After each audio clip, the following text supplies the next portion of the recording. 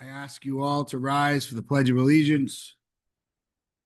Pledge allegiance To the flag of the United States of America, and to the republic for which it stands, one nation, under God, indivisible, with liberty and justice for all. All right, so we're going to open up as usual with the public comment period. I believe we have someone who wants to speak. The public comment period is an opportunity for members of the public to speak on an issue that isn't on the agenda, but allows us to hear the situation and we can act on it in the future. And we have about a 3-minute time limit on that. So who is first? Jonathan Steele. Mr. Steele here. Oh, so you misunderstood.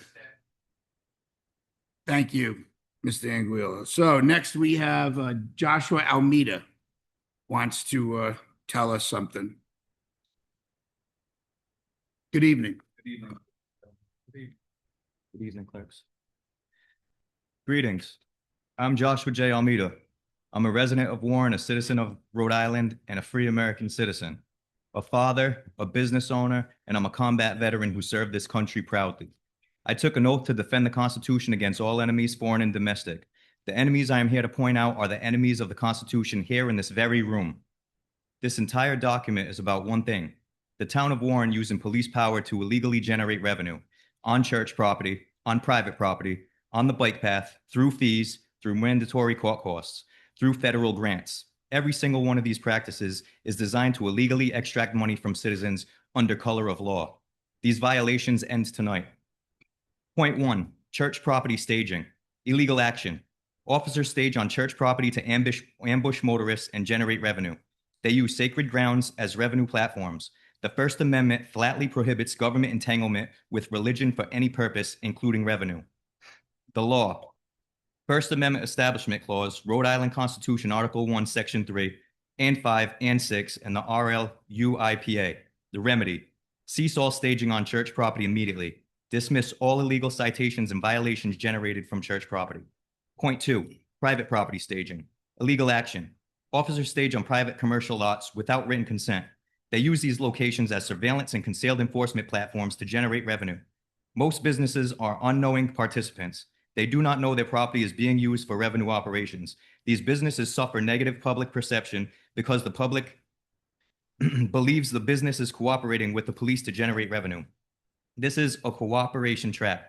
The business appears to collude with police, damaging their reputation, while the police reap the financial benefit. The business also faces insurance liability exposure. If an accident or injury occurs on the property during unauthorized police operations, their insurance will not cover it. The town's insurance does not extend to unauthorized use of private property. Law, the Fourth Amendment, United States versus Jones, Florida versus Jardines, the Constitution prohibits warrantless trespass on private property. No implied consent cures this. Remedy, cease all staging on private property without written consent immediately. Dismiss all citations and violations generated from private property absent written consent immediately. Publicly disclose all locations used. Notify affected businesses immediately. Point 3, unauthorized practice of law. Illegal action. Officers advise drivers to pay the ticket, waive their rights, or contest with a good driving record. No matter what the driver chooses, the town still gets the money, either through the ticket payment or through mandatory court costs. The entire system is designed to ensure the town collects revenue regardless of guilt or innocence. The law. Rhode Island General Laws, Section 11-27-2 and 11-27-5. This is a crime carrying up to 1 year imprisonment. Remedy, cease all officer legal advice on pleading waiving constitutional rights immediately and mandatory retraining. Point 4, EMS fee. Illegal action. Every citation carries a $1 EMS fee, but services never rendered. This is pure revenue extraction. A fee charged on every citation for a service that was never provided is nothing less than fraud. Law, Fifth Amendment, Taking Clause, Rhode Island Constitution, Article 1, Section 2. Remedy, strike the fee immediately. Immediately reimburse all who have paid this fraudulent charge, absent any emergency medical services being rendered. Point 5, NHTSA de facto quota system. Illegal action. Federal grants condition police funding on enforcement metrics, citation numbers, arrests, seatbelt counts. This creates de facto ticket quotas that drive revenue generation. The town is incentivized to maximize citations to keep federal money flowing. The entire staging operation on church and private property exists to feed this revenue machine. Law 23 United States Code sections 402 and 405, 18 United States Code section 666, RI General Laws section 31-27-25, which explicitly prohibits ticket quotas. Remedy: disclose all grant agreements. End quota-driven enforcement immediately. Reject grant conditions on enforcement metrics. Stop awarding officers for violating rights. Point 6. Court costs on innocent defendants. Illegal action. Defendants who beat their tickets still pay mandatory court costs. This is a penalty on the exercise of constitutional rights. Pure revenue extraction from citizens who did nothing wrong. Law 14th Amendment Due Process Clause, Rhode Island Constitution, Article 1, Section 5, Griffin v. Illinois. Remedy: strike all costs imposed on acquitted or dismissed defendants. Full refund of all costs collected. Point 7. SUVs on East Bay Bike Path. Illegal action. Police SUVs operate on the East Bay Bike Path for non-emergencies and routine calls, a path reserved exclusively for pedestrians and cyclists. This is part of the same revenue generation machine, maximizing enforcement presence everywhere. The town's insurance will not cover injuries or accidents from operations conducted outside lawful authority. Law, RI General Laws, Section 31-21.2-5, RIDEM regulations. Remedy: cease all non-emergency motor vehicles on the bike path immediately. Every official who permitted these violations has knowingly breached their oath to the Constitution. The town's insurance carrier must be notified that coverage may be void for operations conducted outside lawful authority and without proper consent. Resignation is the only honorable course for those who have continuously and openly betrayed their sacred oath to the people and the Constitution. Those who would give up essential liberty to purchase a little temporary safety deserve neither liberty nor safety. Benjamin Franklin.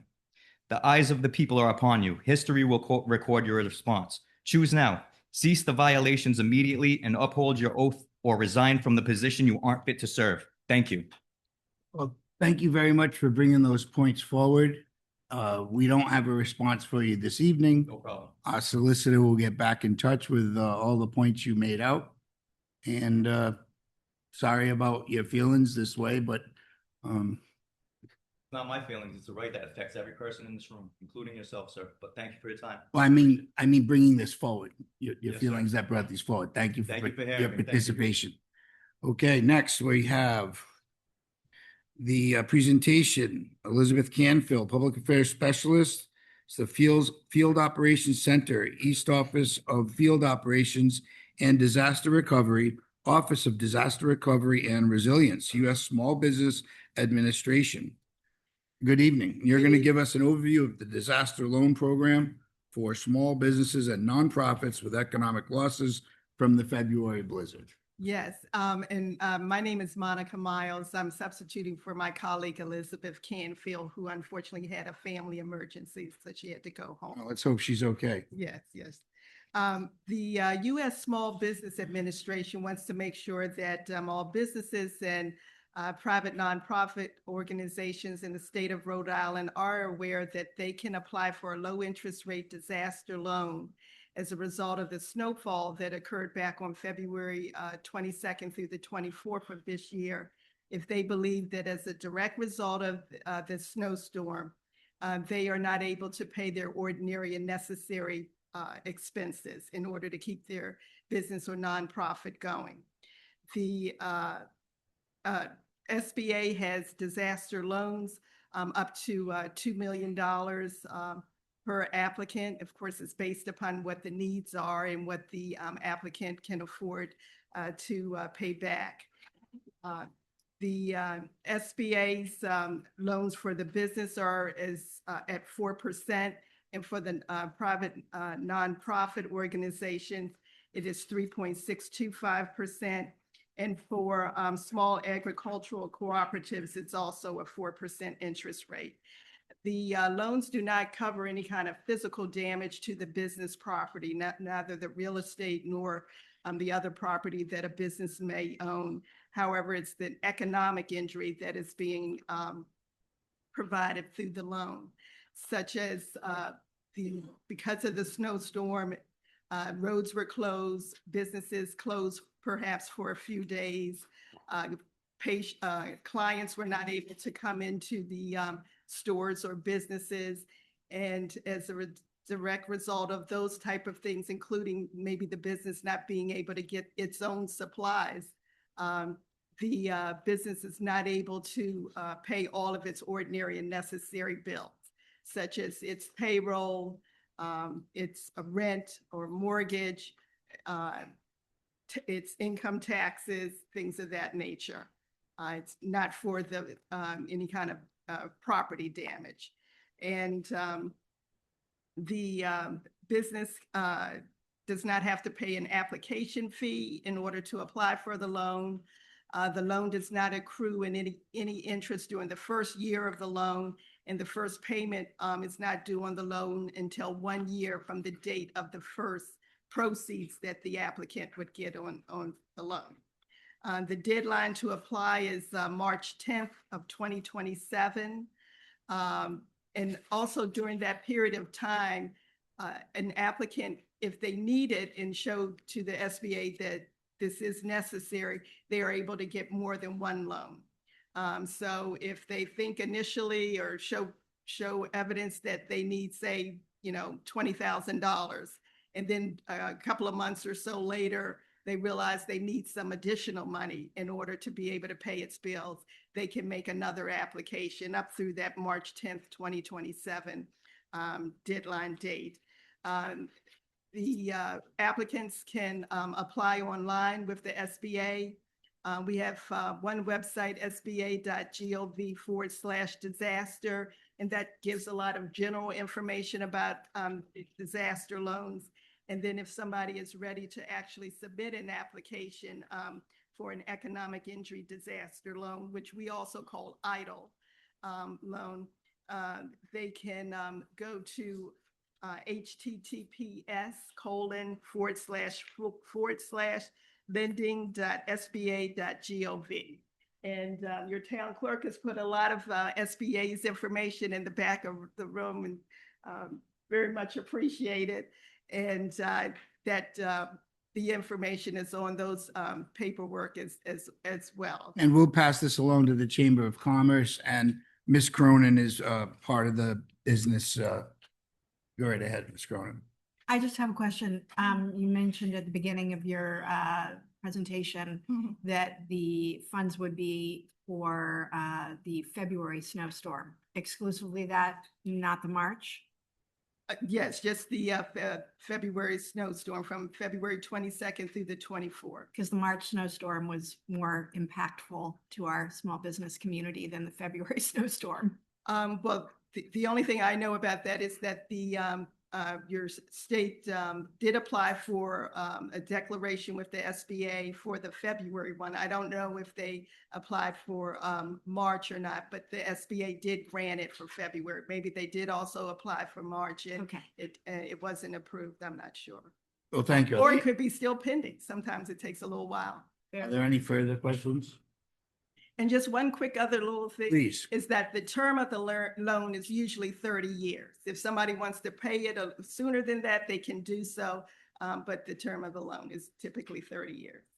Well, thank you for bringing this to our attention. All right. Thank you all very much.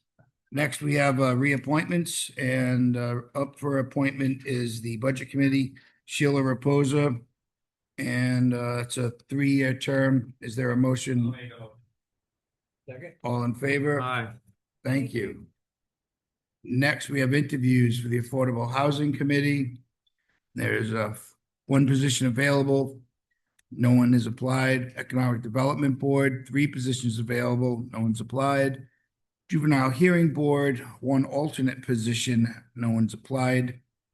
Planning Board has 2 alternate positions. No one has applied. Tax Board of Assessment, 2 positions. No one's applied. And the Zoning Board, 1 position. No one has applied. We do have 2 resignations. We have a resignation from Budget Committee member Mark Furtado and the Arts and Cultural Commission member Juliet Castleman. I would make a motion that we send letters of recognition to those members, and also that we advertise all of the open positions, including the 2 new ones with these resignations. There's a second, all in favor? Aye. Thank you. Moving on, we have the minutes. We have acceptance of the June 9th, 26 regular scheduled meeting minutes.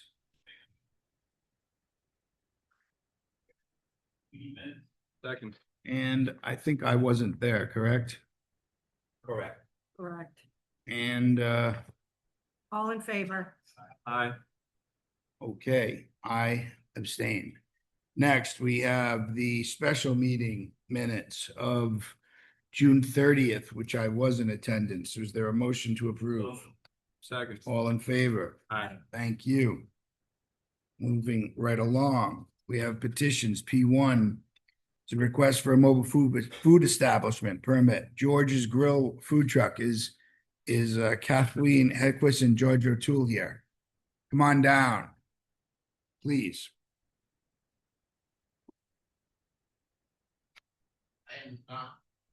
Okay, representative of the business, Mr. DeSisto, is that okay? Tell us a little bit about yourself and what you want to do.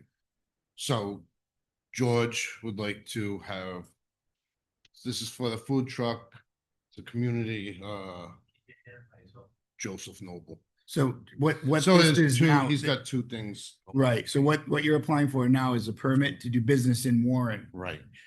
So with your food truck. community night out, Well, that would be next. right? Well, that's the event, the food truck is requesting. It is, but you don't have a license in town. So first, we're granting you that's what you want. You Yes. want us to grant you a mobile food truck permit. Then you're going to be talking about the event. So Yes. what do you sell in your Well, food it's- truck? American cuisine, hamburgers, hot dogs, French fries, mozzarella sticks, sodas, waters. Nice. And you're certified by the state? You have your health inspection? Yes. Okay, is there a motion to approve? We approve the mobile food establishment permit. Second. Okay, now we're gonna, All in favor? all in favor, thank you. Aye. So now we're gonna go to P4, and you're looking for an entertainment license.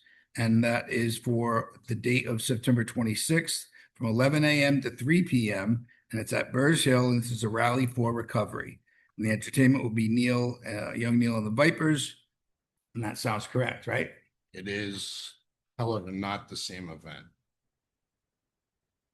That's what Community you're, night out in Warren, the license for the food truck, that's the event.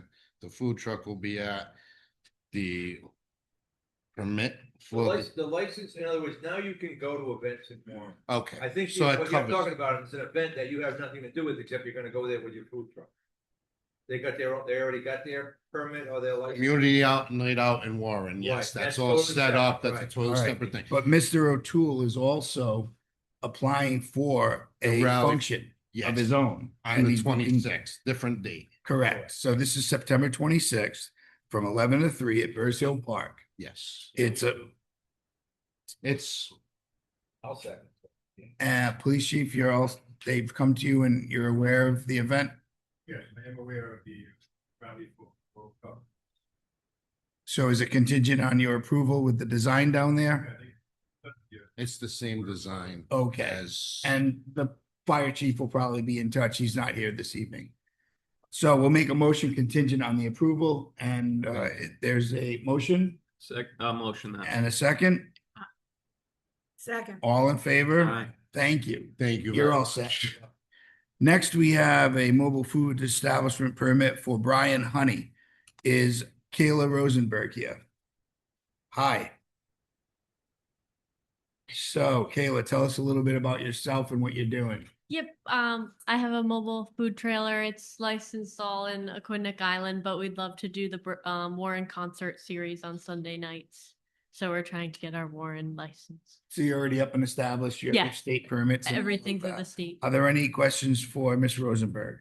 Cheese boards and Italian gym, that sounds damn good. I'll make a motion, we approve. I'll second it, but I have a question. Go ahead, discussion. How many licenses do we let out? Is there a number? We have a number, or we pretty much? We have a list and. We have a list, but it's been heated. It's been heated for other things that are going on around town. that they're on that list, whoever wants them, they'll have a license for the town. All of them that have come to you already have a license for the state. Again, I don't have a problem with the license, I'm just curious, I mean, Well, I think the question is whether or not we honor him at ease in Warren and Cap. The answer is no. So we have a motion and a second. All in favor? Aye. Good Thank luck. you. Thank you. Next, we have an MFE from Manta, Peter Pocket. Mamut Toprock is Mr. Toprock. Yeah, hello. And what are you doing? For mobile food license farming, And the food is what kind of food? Mediterranean. Nice. And you have frozen bananas, huh? Yeah. All right. Any questions? Make a motion, we approve, the, Peter Pocket, Peter Pocket mobile food permit. Second. all in favor? Yeah, thank you. Good luck. Good luck. Thank you. Next, we have the entertainment license, which we've taken care of. Now we're going to go to Miss Ferrara. Nicole, come on down.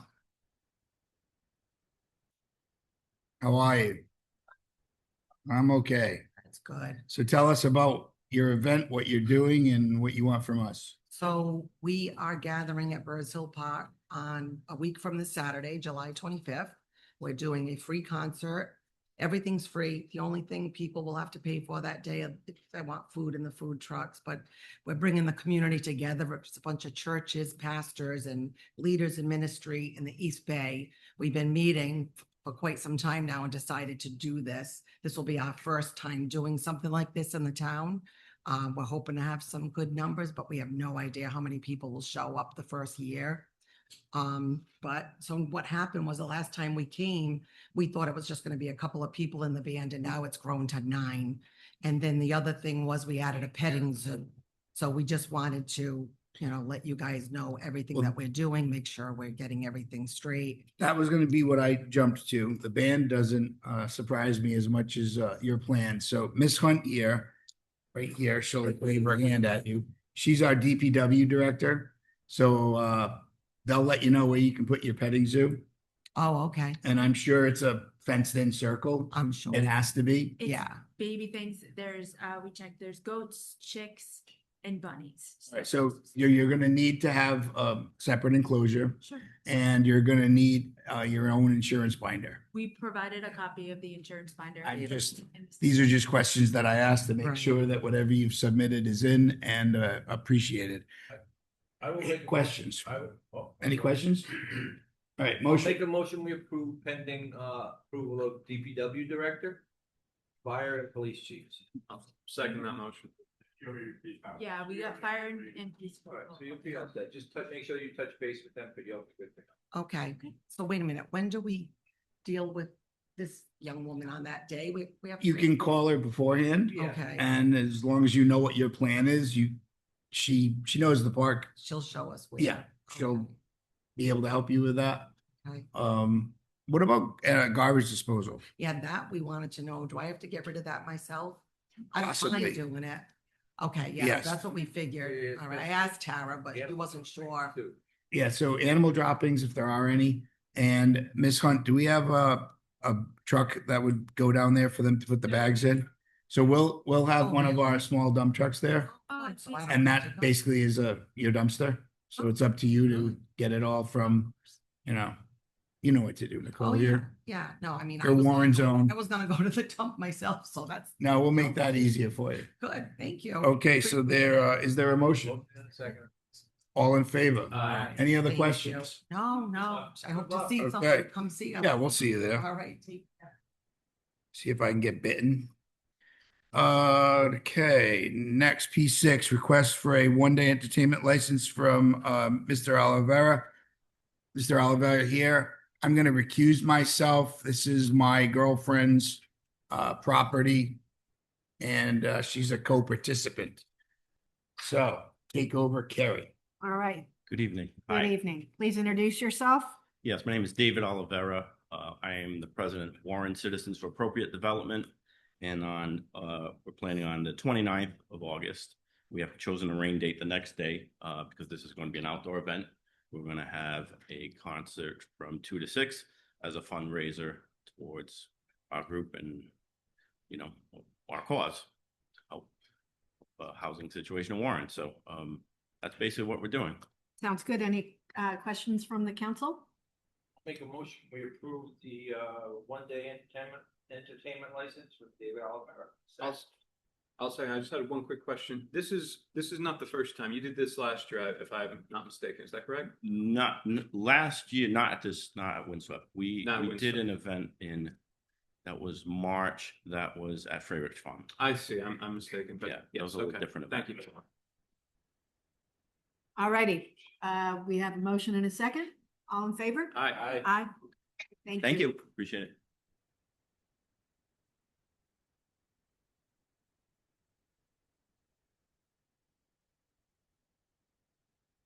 All right, I'm back. Next, we have a request for a one-day entertainment license from Amber Ramey and Gary Jackson. And this is for a 250th celebration neighborhood block party. And that's going to be over at 65 Barker Avenue to 2 Riverview Avenue. Hello. So you're participating in our sponsored events, and let us know what you plan on doing. Yep. So I'm Gary Jackson. So as part of the whole 250th celebration committee, and the opportunity that they gave us, we're looking to host a small community event, at the corner of Barker and Riverview Streets. We'll have my, father-in-law's band playing. It's a 6-piece member band, and just getting the local community in the Barker, Middle Street, West Street, and Brady Street area. Just to attend, have a little potluck and enjoy some music in the middle of the day. Have you discussed the plan with the police or fire? So my wife has discussed with the Lieutenant Ferreira. Yeah. Concerning how the road would be blocked off and everything like that. We have not discussed with fire, especially because there's the Barker facility that we would need to address there. Right. Well, what we're gonna do is we're gonna give you approval contingent on speaking with police and fire. So even though you spoke with them now, they're always communicating within themselves. Correct. And sawhorses, if you need from DPW, on whatever we can do to help. It's a co-sponsored event, so we appreciate you taking advantage of this. Any questions? Make a motion, we approve the one-day entertainment license pending police and fire approval. Second. Mr. Ray, you got a question? No, I was gonna second, but housekeeping thing. All in favor? Aye. Aye. I'll see you there. Great, thank I'll you. stop in. Next, we have request for a Class BV beverage license. So what we're going to be going through now is basically a correction of language as it was put on a business license, and we're going to be correcting this. Yes. Might want to lump together P8 through 11. You go. The overlay to the same. I'm going to, and Mr. St. Angelo's here, if anyone has any questions. All of the proper paperwork has been filed. Evidently, we were calling them Via Porter, they're really Porter Via. So, We approved all of these. we approved them all, previously under the but other name. yes, but I'm gonna make a motion, we approve P8 through P11 with a name change to Porter Via instead of Via Porter. can we do that in a group? Okay, yes, you can. Mr. Tromley, second that, all in favor? Aye. And then the one thing we want you to know Yes. is, there've been no more complaints. Yes. But the doors were open one night, the music was loud, somebody did call a complaint in. Just letting you know, everything's been solved since then, so we're happy with it. Hearing, the pizza's great, I think the pizza's good. Great. Sandwiches are good. Keep up the good work. Thank you. Oh, it's very good. I think that. Thank you. Thank See you, Michael. you. Yeah. Next, we have a request for a victualling license. This is an eSource Inc., doing business as Blue Water Vintage. It's Mr. Gene Fontaine here. Come on down and let us know what you plan on doing and where you want to do it. Sure. Good evening. Hi. My name's Gene. We're looking to we are opening a vintage and antique store over on 18 Child. And what we're looking to do is incorporate a bar lounge area in this store. It's a nice interesting, unique concept that we have, and we're looking to combine kind of two things that people like, which is to shop and socialize.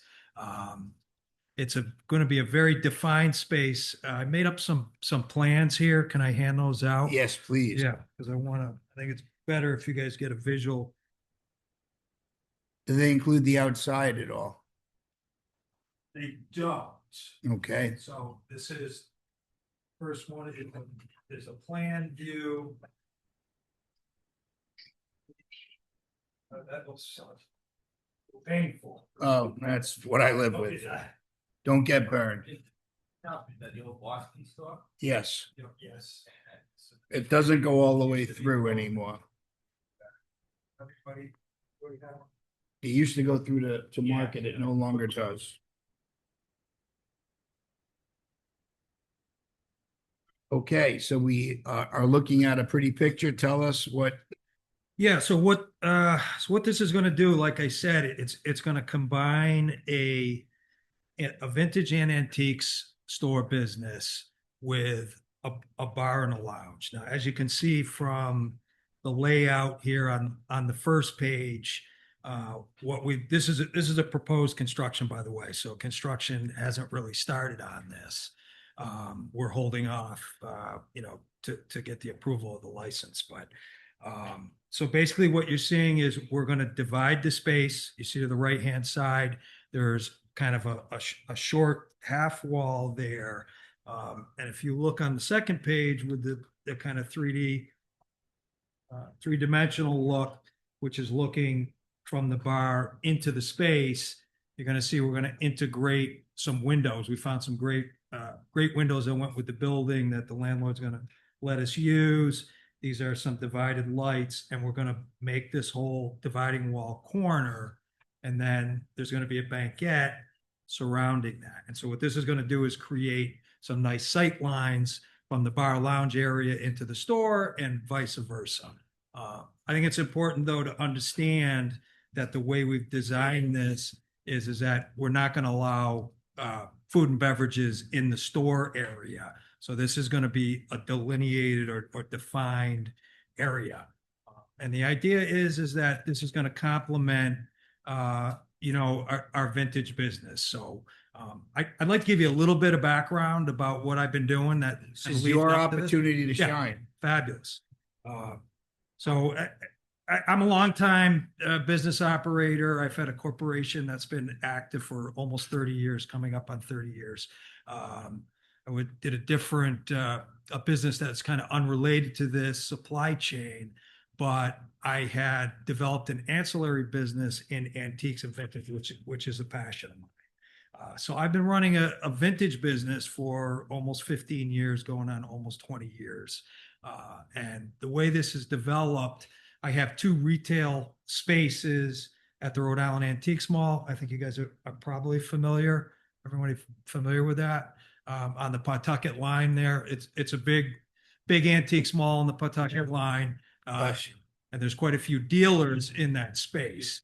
But we've developed a couple of marquee spaces in there that have become very popular.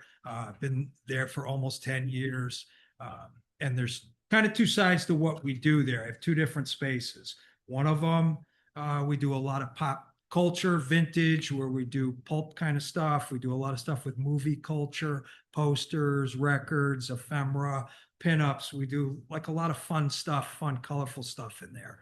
And then the other side, we have a high-end antiques and decorative arts space that we do. So we have a light showroom in there where we have chandeliers, we have different pendant lighting, we have floor lamps, we do mid-century and modern furniture.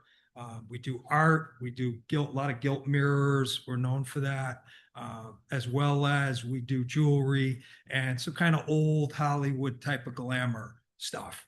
So we get frequented a lot by designers, and people come to us who are, let's say, renovating a house and they're looking to put lighting in and so forth.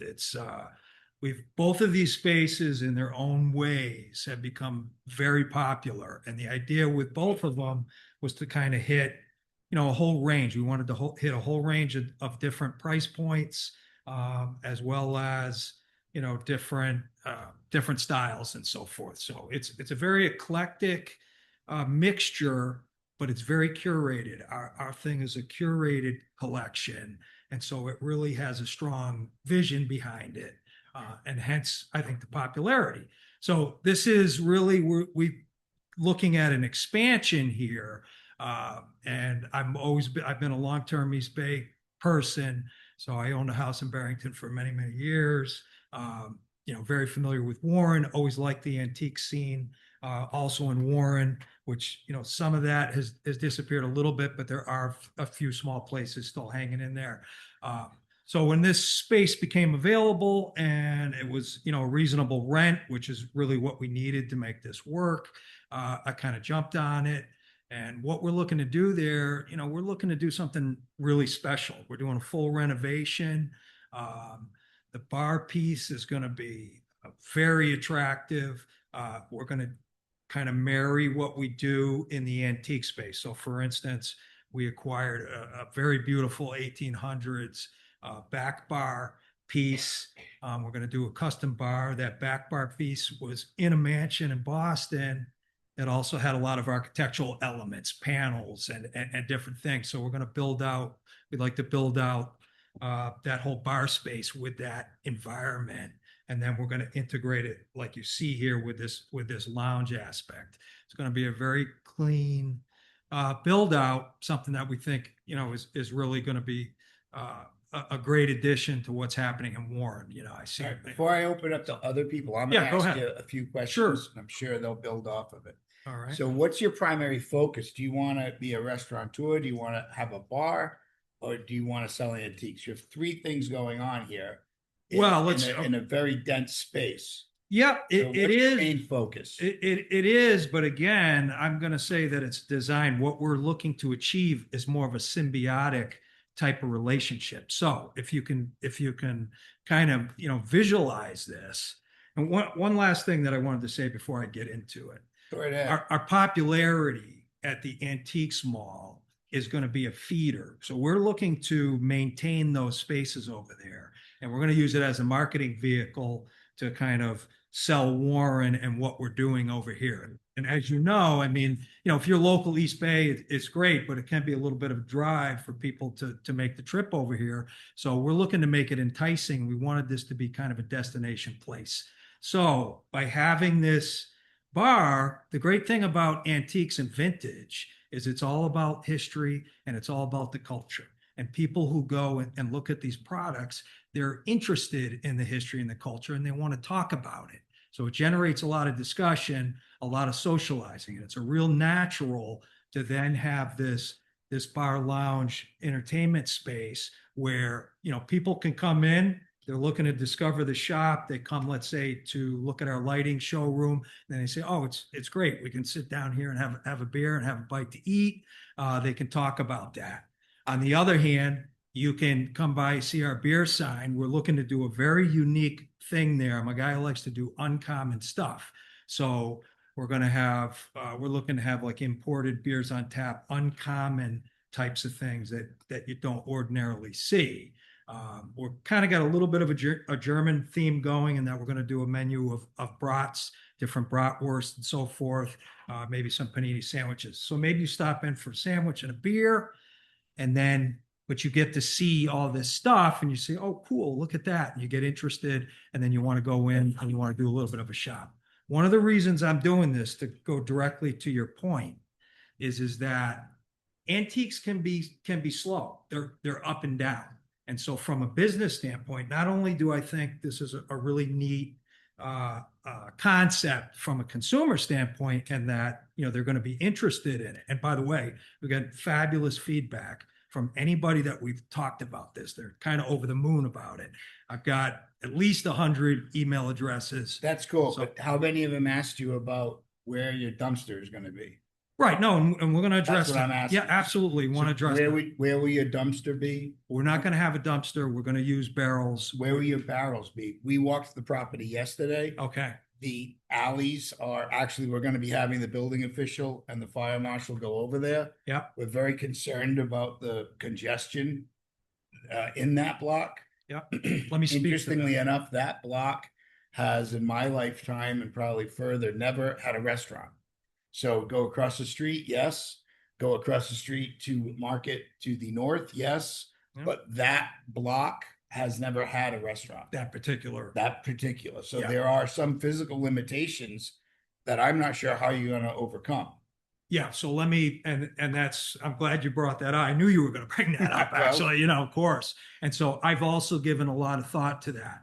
And, you know, over a long business career, I'm a solutions guy. So, you know, there's problems, you got to try to figure out a solution. I mean, sometimes there may not be, but in this case, I believe there is. And we've given a lot of thought to it. So I agree with you that alleyway right now is kind of a mess. And whether or not there was whether or not there's a bar going in there or anything, it has to be addressed because Yes, it is a it's- problem. It's occupied by your neighbor's barrels already, and you can't walk through it. Exactly. So it's So it doesn't seem. So here's what I want to, here's what I'm Okay, going to go. do about it. Okay. Try to You know, enlighten me. Yeah, no, I know. I know when I looked at yesterday's. Give me a shot. I'll- Believe me, I've You're been here. lied a million times too. Go So ahead. absolutely. And it is a challenge, but I don't think it's unsolvable. So one, that alleyway, which goes all the way back, there's a couple of things going on. So there's some junk, a little bit of junk and stuff in the back of that alleyway. Okay. So the first thing that needs to be done, and we're going to take it on ourselves. So, you know, we have the initiative, we have the incentive, we're going to get it done. So we're going to go in, we're going to clean up that entire alleyway. Right now, what you have is you have barrels you have a set from the upstairs tenants, and you have a set, as you mentioned, from the adjacent building, The which gentleman with all the plants. yeah, I think with all the plants, I think that's a private residence.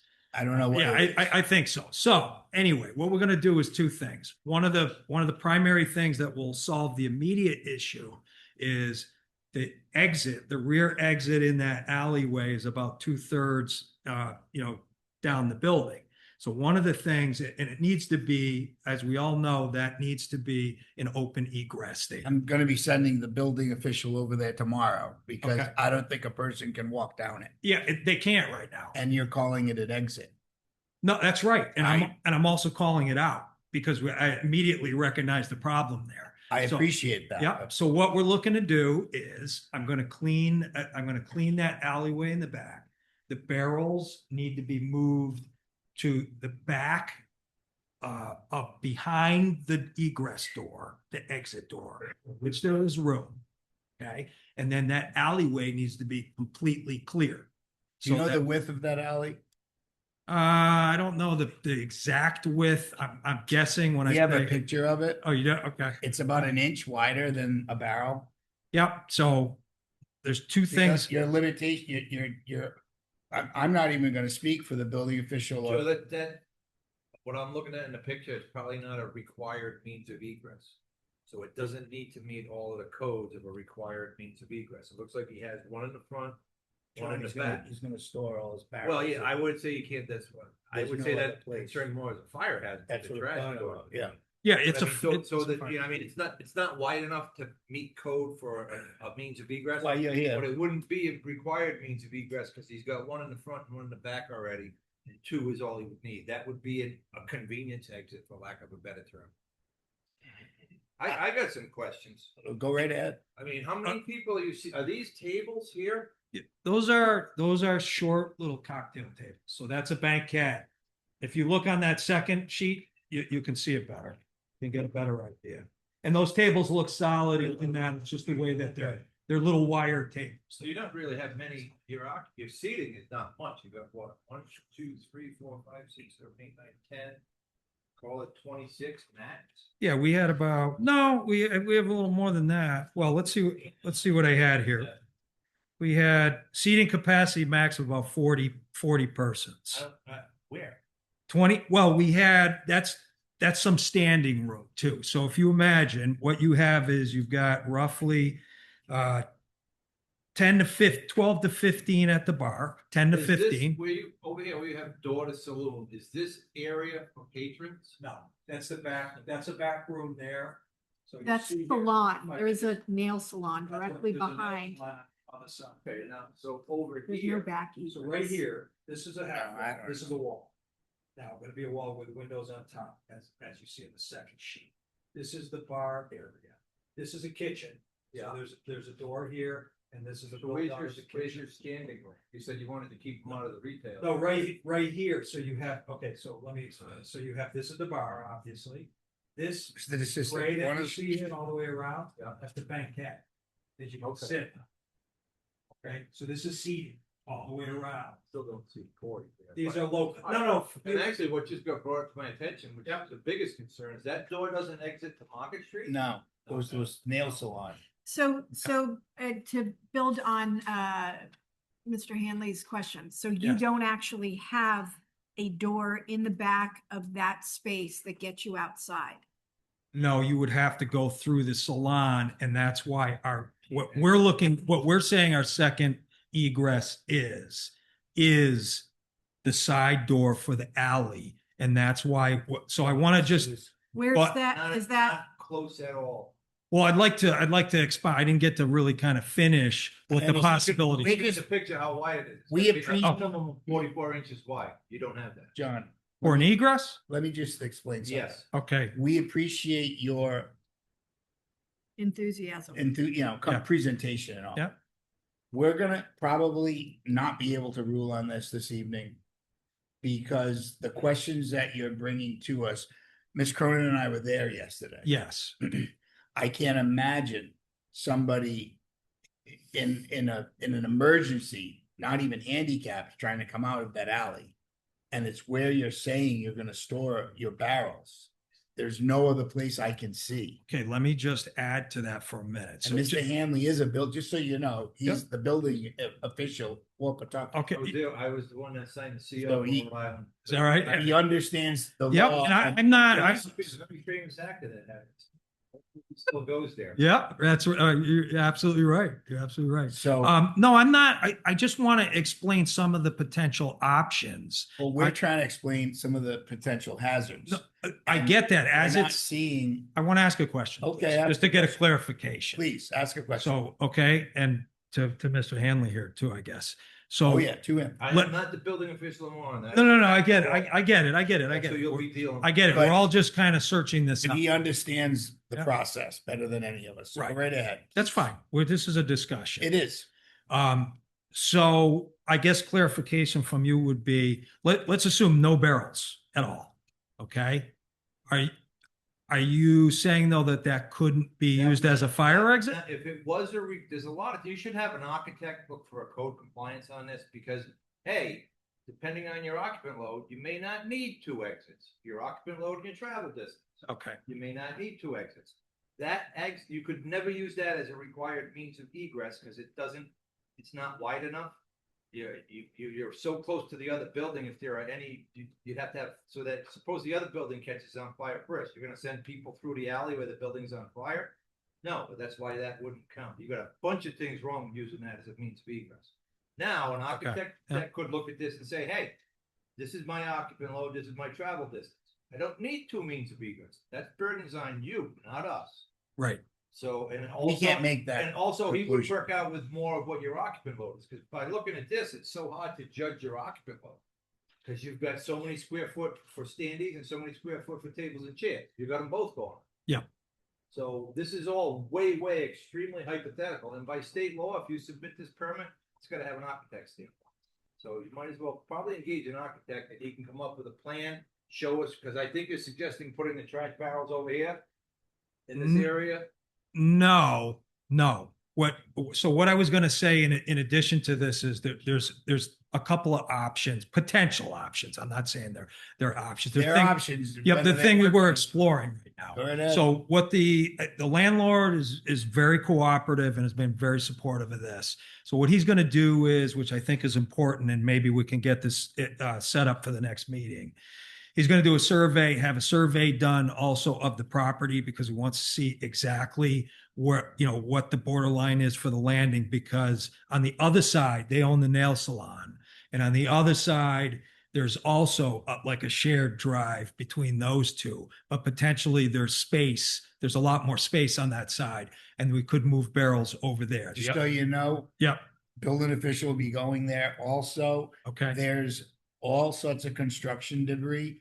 No, not on that side. I'm letting you just know Yep. that all of the properties that you're talking about, unfortunately, have a storage problem, and they're utilizing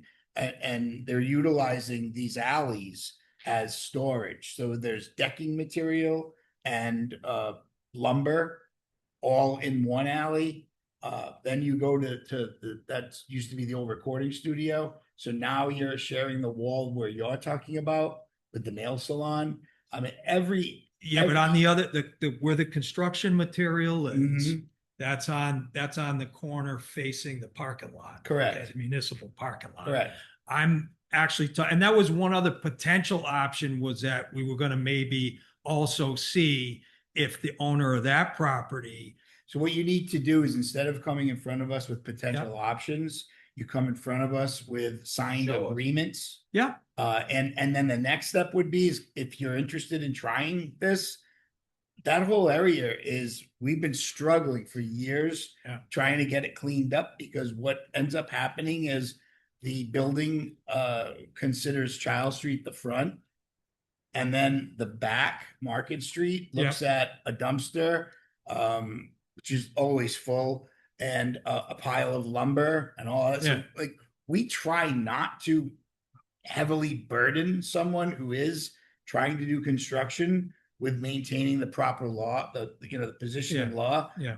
But this is Been like their that for a fault. while. But we Yeah. now that we're looking at this area, it's coming to our attention again. And once it comes to our attention, we can't ignore it. So, I agree. You So- know, So, Mr. okay. so Cabral's can going to be over there. So if we could hold this over. Oh, it- not- May I make a there's suggestion? nothing negative happening to you. Yeah, tonight. okay, all right, Just great. Mr. DeSisto. And I understand that oftentimes applicants, they like to get their permits and their licenses before they go ahead and start spending money. That's right. But in this instance, I think what you're gonna need to do is you're gonna need to have more information. And this isn't something that you can go on a concept. So my suggestion here would be to allow the applicant to withdraw his application. He got some good feedback here, so that he can come back with a different plan that will address these issues. I think that's what you need to do. Well, can I just make a comment on that? What I would prefer to do, if we can, is I would like to keep the application in. I've heard what the issues are. And This is to your advantage. let me just say, I've heard. I know, but you don't understand the process. Okay. It's to All right, your sorry. advantage to withdraw it. Oh, you think I should withdraw? Yeah, you're starting fresh. You're coming back. I mean, I would, If you keep it here, it doesn't serve any purpose. if it was just the building and fire code issues, I'd have no problem issuing a license, because then you still gotta Yep. satisfy them. If you can't do what you wanna do, Right. then even though you got the license, you can't open. My biggest That's right. concern is I wanna see, where are you gonna put the trash? If you're gonna have a storage area and take it every night, I wanna see that. I wanna Yeah, see it on the exactly. plan. If you're I gonna agree. store it over there where you have Yep. the lease, I wanna see that you have the lease. But my question is about withdrawing the application. The issue with that is there's very limited licenses. So I don't want to lose. You wouldn't be retaining the position in line. You would? No. Even to come back if I can solve these issues If you by the come next back meeting? and no That's one okay. else asks for a license, sure. So there's But no we way can't- that can we- be on hold No, until, we can't assign it to you because you're not in accordance with the law.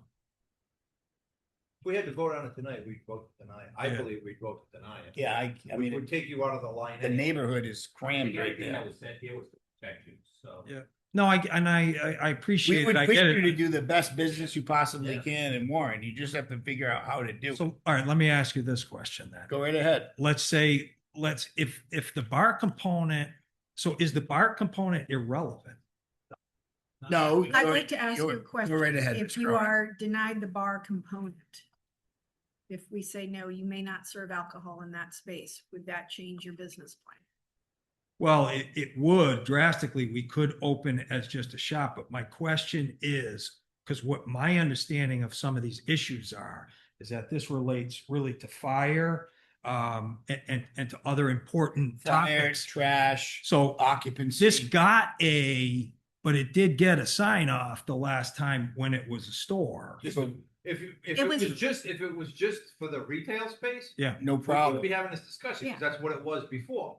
It's already by You're law. adding the vitrilling, which is the food, and Yep. you're adding the bar. You're changing the use. Adding either one of those increases your trash burden. It also increases your intensification under the building and fire code. And requires you to ask for permission because Correct. you're changing the use. So if this was just for the, say. Well, we did get that, by the way. Retail We sales. went to zoning and we got the approval on the change of use. Not really, I'm just- because without a license, you can't do it. So we're trying to give you the best information we can. What Mr. DeSisto said is a lot of times people want to get ahead of it thinking that it secures their opportunity, but you end up spending a lot of money. No, I get that. I'm just and- trying to understand if there's any way it can be put on the shelf until I fix these issues and come back. The idea is on the shelf. We can't just put a license. But I mean, and attached to your hold the name. place for I'm the gonna ask you to licenses. withdraw. Don't withdraw. I'm gonna make a motion to deny your application. Yeah, okay. All right. No, fair enough. Then we'll have to withdraw. So that would be all three applications, pinball machine, victualling license, and BVL liquor I'll license. make a motion Can I that. just ask a question? Yes, Mr. Rego. Would you be interested in doing this without And then- the liquor license? Without having a bar, or would it not work? Yeah, no, it is a potentiality, but it is a potentiality that was the original idea. However, from, the business model and everything that we've done, because we have put a lot of effort into that. And like, as I said, from a business perspective, we really Okay. wanted that second revenue. So the answer is yes, we can still open as a shop. The reason I bring this up is because once you do all your due diligence, you may realize that it's not feasible that far, but the other part may. So again, once you do your homework. Yeah, so and I guess I need to know kind of from the council, let's say if we took the bar piece out of it for now, we withdraw the application. Can I jump We- in? yeah, we Something can't do- that you have on here tonight relates to the retail use. Okay, All of the three items you have on the agenda tonight relate to the BVL license, the victualling license, and the pinball machine. Mhm. That's where the council has their jurisdiction. Yep. So that's why that has to be withdrawn. These other issues, that's something for you to consider. If you decide that you don't want to have this tavern aspect to it, then you proceed in another regulatory scheme, and you're not going to come here. so you do believe though that You if we could go- didn't do that though, we could still get a fire sign off on it. I don't know. Okay, I'm not ready to give an opinion on that. And I'm gonna tell you why. I took a look at your plans. From the plans that you presented, I can't tell. we're gonna wrap it up with Mr. Trombley, Okay. Ms. Cronin, and then I think we're gonna hear from Mr. Handley. Uh, Mr. Trombley? Yes, thank you. Thank you, Mr. Fontaine, for coming before us tonight. I think one of the issues that you had mentioned that wasn't part of the main discussion was sort of the other BVL stores and businesses in the area. And I know Ms. Cronin and Mr. Rego brought that up. But for me, just because it's already in a very densely populated part of town, we already have a number of bars and restaurants in that area. Richardson's is right next door, and then the new Porta Via or Via Porta, I can't remember which one. We don't know. We don't know any. I think for me, my biggest concern is that this sort of the BVL businesses start to cannibalize each other, and it makes everyone less successful. So I would be very hesitant to approve a BVL license for any business that came in that general area. Does that make sense? Well, I think I would have an answer to it, but I don't think, How do we- I don't think we're really gonna need to discuss it tonight. Understandable. I just wanted to know. communicate that Yeah, that to you. Thank you. Fine, Cronin? that's an opinion. What were your, if everything got approved and you get the doors open with everything you want, what are your hours gonna be? Well, what we did was at the zoning board, we got approved for full hours. And then the idea was, we've done some reconnaissance in Warren too. And we know it gets quiet, in a lot of the evenings. So we were then going to gauge what the demand was and then prune back the hours to meet that. The store part was always going to close at about 6 o'clock. And then that retail part would come down, the lights would come down on that, it would be a roped off area, and the lounge would continue as. Well, it's interesting that you bring that up. Are you done? Well, I just, Because I'm you really you puzzled by just- your proposal here, the floor plan. This is very confusing here where you have the bar and the lounge and the food and whatnot and the retail area in the front, and then you're gonna, it's just, it's almost, Well, what's puzzling about it? I think it's best that we stop. yeah, I don't think maybe. Because you said that the bar was going to enhance your, the shopping. And now you said that the bar is gonna stay open after the shopping. So I'm getting confused and I don't wanna get a Yeah. negative feeling on this. But Okay. it's also, but back to the fact that it's a very densely populated area. You've got retail and residential right there. And the idea that we're gonna be approving a business that's gonna be creating more sort of, nighttime activity in that very tight space is concerning. And we have from our small business community, which I am a member of, we've gotten a lot of pushback from other small businesses who are in the food and beverage community who just think that we've got enough. And, I applaud somebody coming forward with a good idea and want to be supportive of it. But this just feels a little gilding of the lily to me.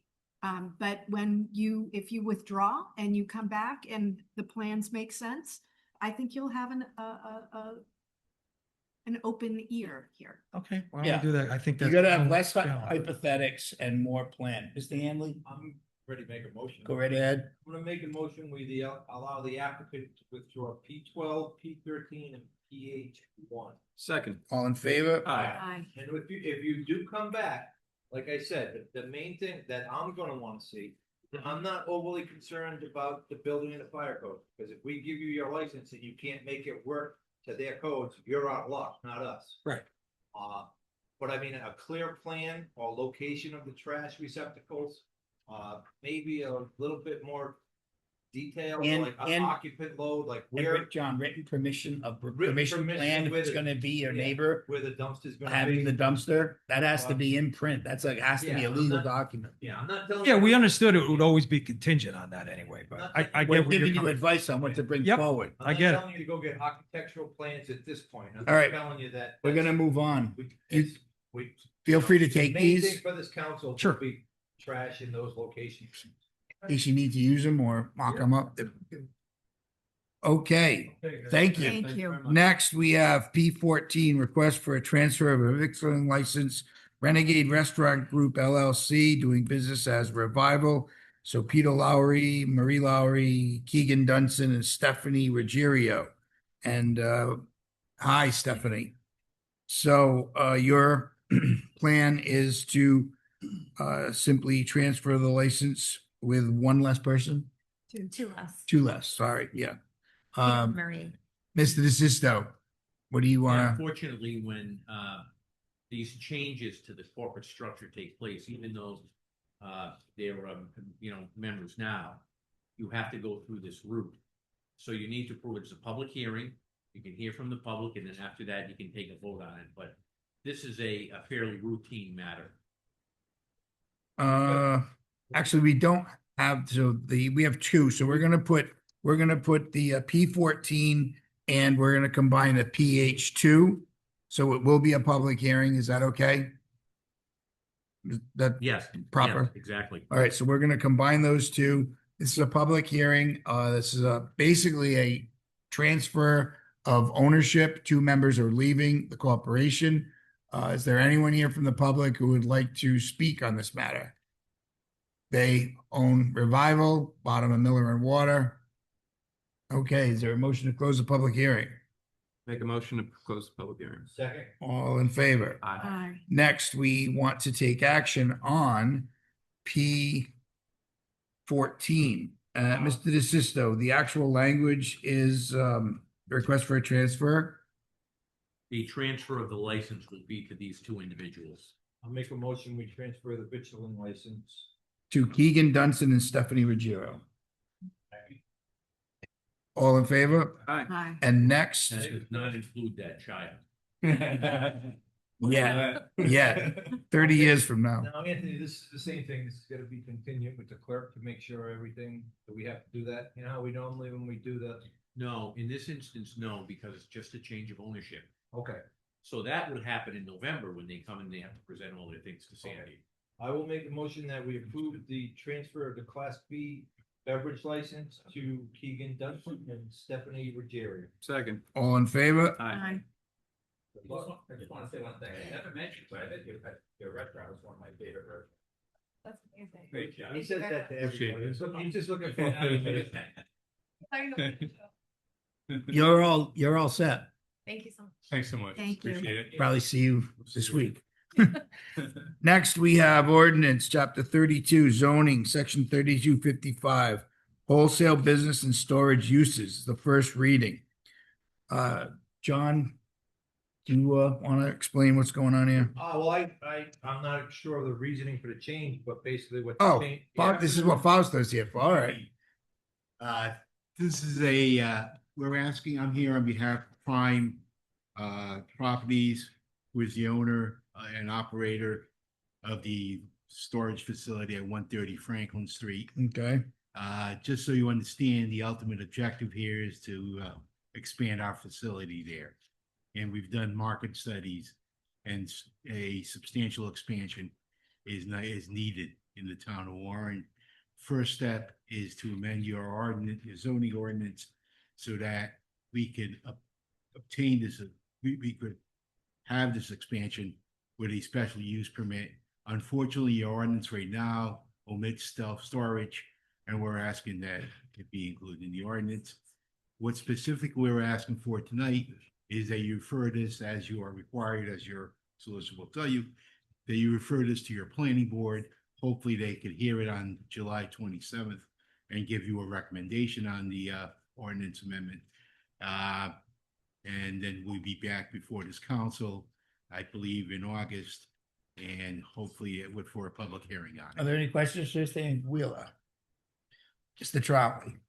Would you be willing to share those studies that you mentioned? Well, we're going to certainly share those with the planning board. I assume they're going to be incorporated in their report. And I'm sure I have Mr. Steele from my client, who I'm sure will be willing to give you those numbers. Okay, thank you. My question would be The Hanley. more towards the solicitor. If this does get passed, we are gonna need some requirements for a special use permit, because as you know, if you require a special use permit and you don't list the requirements, by state law, it becomes allowed by right. So, any requirements that we're gonna need some requirements or something about it. I think the plan is, and of course, Bianca couldn't make it. Yeah. But that in connection with the planning board's review of this, that those specific and objective criteria will be incorporated in that report. And then they can also be added to the language here. There's actually two components here. You have the first one, That was my second question. which has the use table. Currently, in just going to Mr. Anguila's client, that self-storage on Franklin Street is a prior non-conforming use that's grandfathered in. The expansion plans that they have are in excess of what's allowed in your zoning ordinance, which limits the expansion of non-conforming uses to no more than 25%. That's the second part of what's being asked over here. So I think what the applicant is doing is taking a belt and suspenders approach to this. That will go to the planning board also, and that will be part of their discussion as to whether or not these comply with the comprehensive plan. Both components. So this goes beyond a little bit on Franklin Street, because as you know, as you can see, the S's go to more than one zone on this. So there'll be a pretty wide-ranging discussion, I think, at the planning board as to whether or not it's an appropriate use, not only for the town of Warren, but also in light of your newly enacted comprehensive plan. That's exactly right. The solicitor and I have discussed this, and let me just add parenthetically, when you get to be our age, we always use belt and suspenders. But be that as it may, what we're trying to do here, I mean, like I said, and we're going to share this with Mr. Twomley and everybody else, this town needs more self-storage.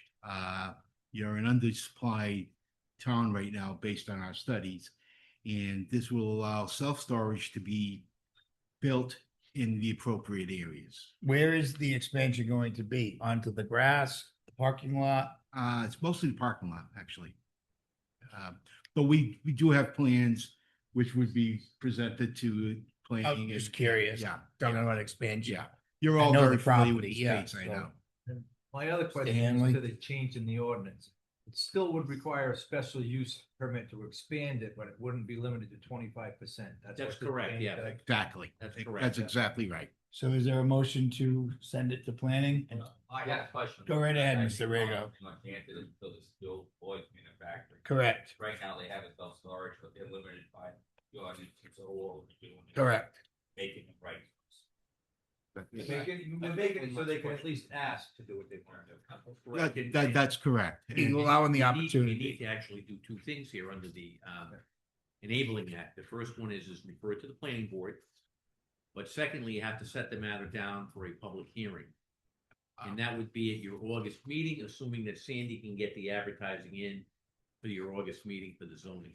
Will the planning, does that give the planning board enough time to hear it and get back to us for the public hearing? That would be at their July 29th meeting. 27th. 27th. Your meeting at Yeah. 20. So Mr. Trombley has a question. Ms. Flanagan, if you want to come down and take a seat in the front row. you can get It will be a back. quick one. Sorry. right ahead. So the current cap is 25%. Correct. And the problem is you guys want to expand a little bit. 36%. 36%. Okay, that was my question. Thank you. This is Ms. Flanagan. She's on the planning board. And I'm not gonna make any comment about what we think about it. What I didn't see was a definition of what a special, of what a self-storage facility is in what was proposed to me here. And obviously the other issue of what would be the standards for issuing a special permit. I didn't see that. So is that language we include in the That motion? will be addressed by the planning board can create all of that. Presumably. Sure. Make Sure. recommendations that. we- Sure, we'll absolutely, we'll make a recommendation, but that's not the purpose. As I understand the statute, that wasn't the purpose of tonight's. Thank you.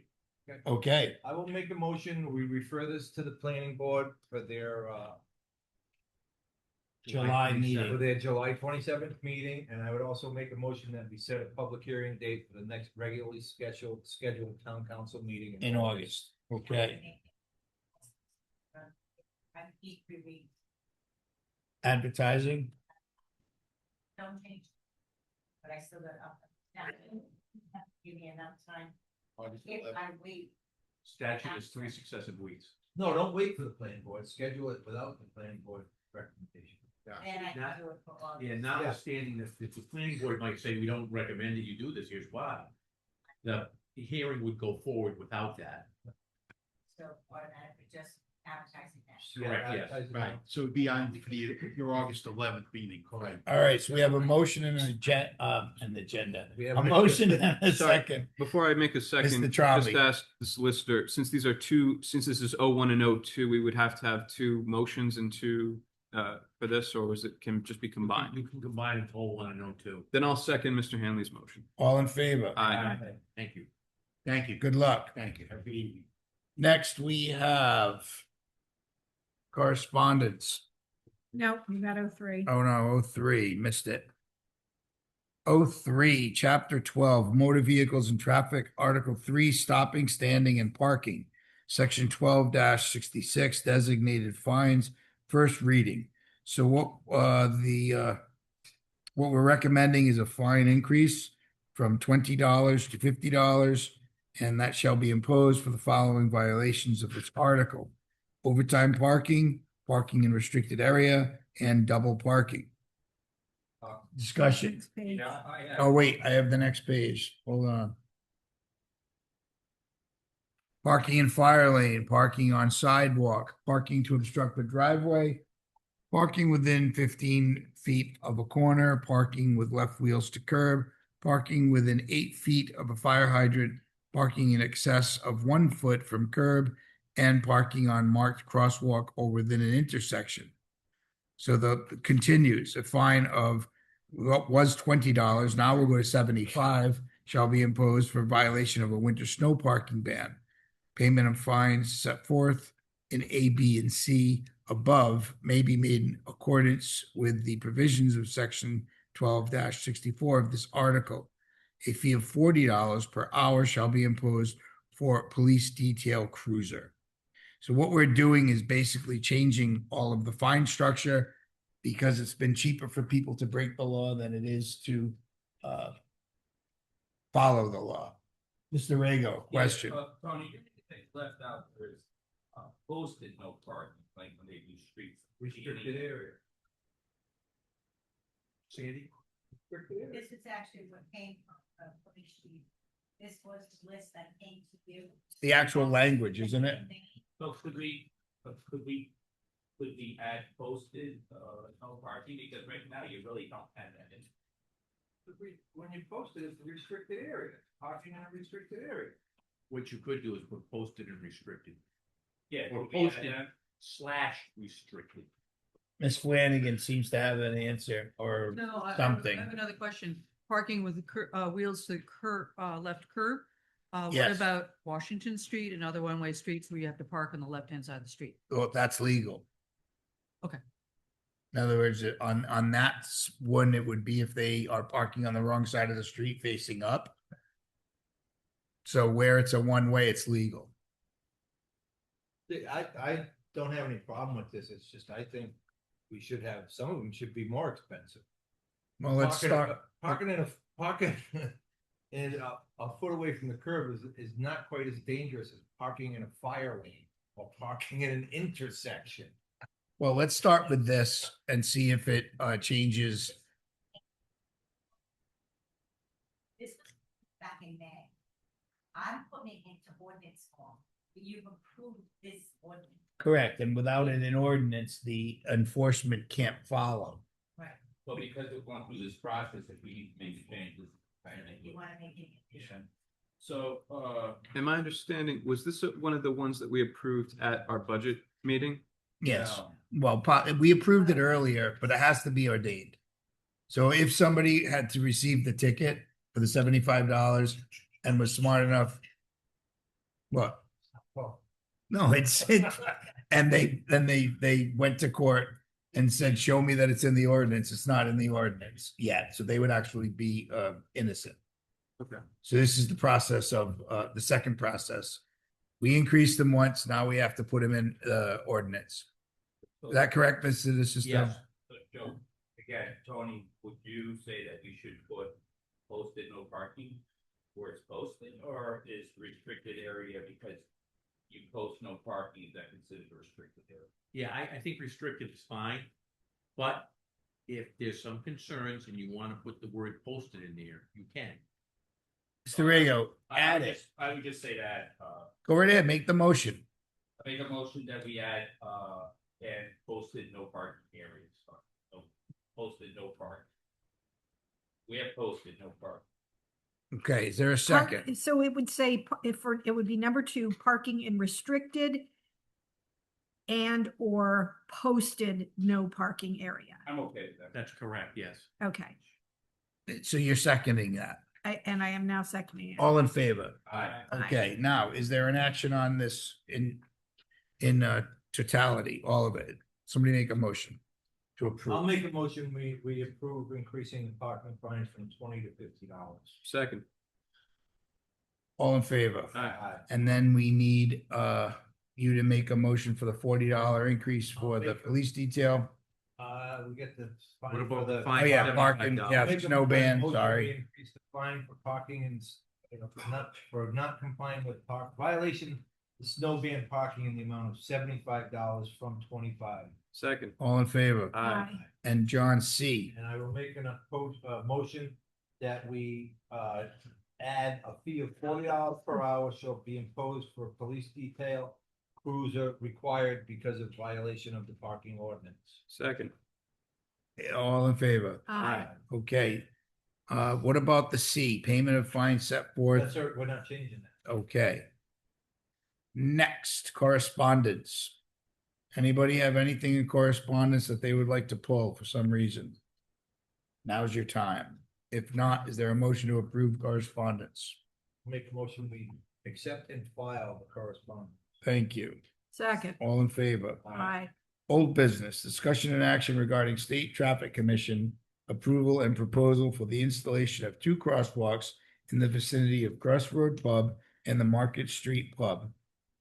I put this on, Mr. Rego has brought concerns and a lot of people have wanted this. The state's approved it. It's come back. That there's going to be a removal of parking in those areas.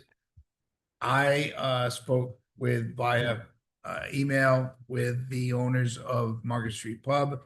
They're okay with it at first. They felt like losing the 3 spaces was an inconvenience, but then when you look at the actual site line and the fact that the danger comes from people leaving those parked cars that are right in front of their business, they seem to have softened and they told me that they have no problem with it. I'm not sure, Mr. Manager, Mr. Sullivan, did you correspond with the owners of Crossroad Pub? Thank you. Mr. Rego did. Okay, let us know what they said. They were fine. Okay. She was actually the one. Okay, so the action now is for the council to accept the crosswalks. And Mr. President, just to let you know, I did go to Crossroad Pubs and we went outside and looked at the actual location. And as Mr. Rigo said, she was very happy with that. Okay, so is there a motion to approve? No, we don't need any state here, do we? Is this a state road? What they're asking us is to accept the crosswalks. They were asking us, like, maybe it's just them being polite, because we requested them, they approved them, then they said, are there any changes or denials of their, do we have any of that? And we don't, so we want them. Yes, from what I understood, they just wanted to make sure that the council and the 2 businesses were aware that if these crosswalks go in, there would be a change in the parking situation. So, Mr. DeSisto, do we need a language? Do we need an action? You don't need to take any action. Okay, thank you. Next, this is a discussion and action regarding adding a crosswalk at Coomer Avenue. Now, unfortunately, we had discussed this last year. It fell through the cracks. It didn't make it to the state. And I believe the error came from the Traffic Commission local instead of it being sent to the State Traffic Commission. I've been in touch with them. We're having a meeting on July 22nd. I'm hopeful if they approve this, I'm hoping they will approve this request. It will require them to do some demolition of new construction that they've already done on the west side of Main Street. We'll take it up with them at the time. What I'm hoping on and what the people on Coomer who brought this forward is once again hoping for council support. So is there council support? There's a bus stop We there. already asked. them We for did, it, and yeah. but unfortunately, They didn't get it. they didn't get it. So we're asking again, is there a motion to approve the request for a crosswalk at the corner of Coomer and Main? Yes, you made the motion. I'll make that I can motion. make the I'll motion. second. All in favor? Aye. Thank you. And we're having that meeting, like I said, myself and the manager, DPW director, police will probably be there, everybody will be there, it's a party. Next, discussion and action regarding increased traffic and speeding on Coomer Avenue. This again has been brought by the neighborhood. They don't mind bringing it up. Is there anyone from the neighborhood here? So we have one member of the neighborhood here, but so they tell me that there's been an increase in traffic. We don't disagree. We believe probably it's people that are trying to avoid the construction on Metacom as well as Main. The traffic's going into those neighborhoods. The neighborhoods aren't designed for that amount of traffic. If there's one car parked on one side of the road, it immediately blocks 2-lane traffic. We don't really know what to do. Spoke with the police chief. We can put the message board there. That even impedes traffic. We're hoping Build this out there. throw it out there. Because what's happening, that's become a cut through, is that? Well, we think it is, but it also is people in the neighborhood speed. Unfortunately, they speed. What we're gonna do is set up the trap. We're gonna set up the traffic control, the monitoring device, and we'll have the actual numbers. We haven't done that yet. Is a speed bump something that you would do on a small road like that temporarily? You could, but the noise of it at the house and all, I don't know. Chief, We did put the message board out there from June 23rd to June 29th. okay. We had 606 vehicles to the area. The average speed was 18 miles. So, What was the highest speed? Highest speed was between 26 and 30. I believe it's what, 25? 25. 31 and 35. You had one vehicle, 3 vehicles between 21 and 35. Out of 600, did you say? Mr. President, may I make a? Mr. Tromley, go right ahead. Because I've had a similar, I've heard from folks that live on Campbell, and Campbell's kind of in the same vein. It's a cut through. People use it to get around Main Street traffic. Would it be possible to look into, or maybe direct the town manager to look into trying to acquire some of those solar powered speed, they're not cameras, but they sort of Speed recognition system. Speed yeah. recognition They're around system. $3,500 a piece. We're looking into it. We're hopeful maybe Miss Paula Castro will be able to get some grants. There's interesting language on where the grants are more applicable than others. I think that So- would be perfect for Coomer. I think if we could get two, one for Coomer, one for Campbell, that would solve a big chunk of our kind of. Once people are aware of their speed, they do I think the react. increased traffic is 90% due to construction, because it is a cut through, but it's real, if traffic's moving on Main Street or Medicom Avenue, it's not a quicker route. It takes you longer to take that cut through. I know. And when we than look it at does, so without the construction, I think that the increase in traffic will start to subside. And when you look at the numbers, the majority of the speed is not that high. So we understand the pains of the neighborhoods, but the math is showing us that 18 miles an hour is your average speed. So we'll keep an eye on it. Mr. Sullivan, you have anything you want to add? Just education is an important thing, and I agree with Councilman Tremblay about the signs. If we could get those, especially if they're portable ones where you can move them around where you get complaints, so they're not permanent. The other aspect is enforcement, and we'll ask the police department to go out there and increase enforcement, and hopefully that will get the message to the people who are cutting through in that area. Okay. No action needed. Next, a new business 3. Discussion and action regarding the addition of 3 15-minute parking spaces on Railroad Avenue, specifically located immediately after the handicap parking. There are 2 spaces there now, and the proposed parking spaces would be available for use from 8 a.m. to 5 p.m. on weekdays, 9 a.m. to 12 p.m. on Saturdays. No parking restrictions would be enforced on Sundays.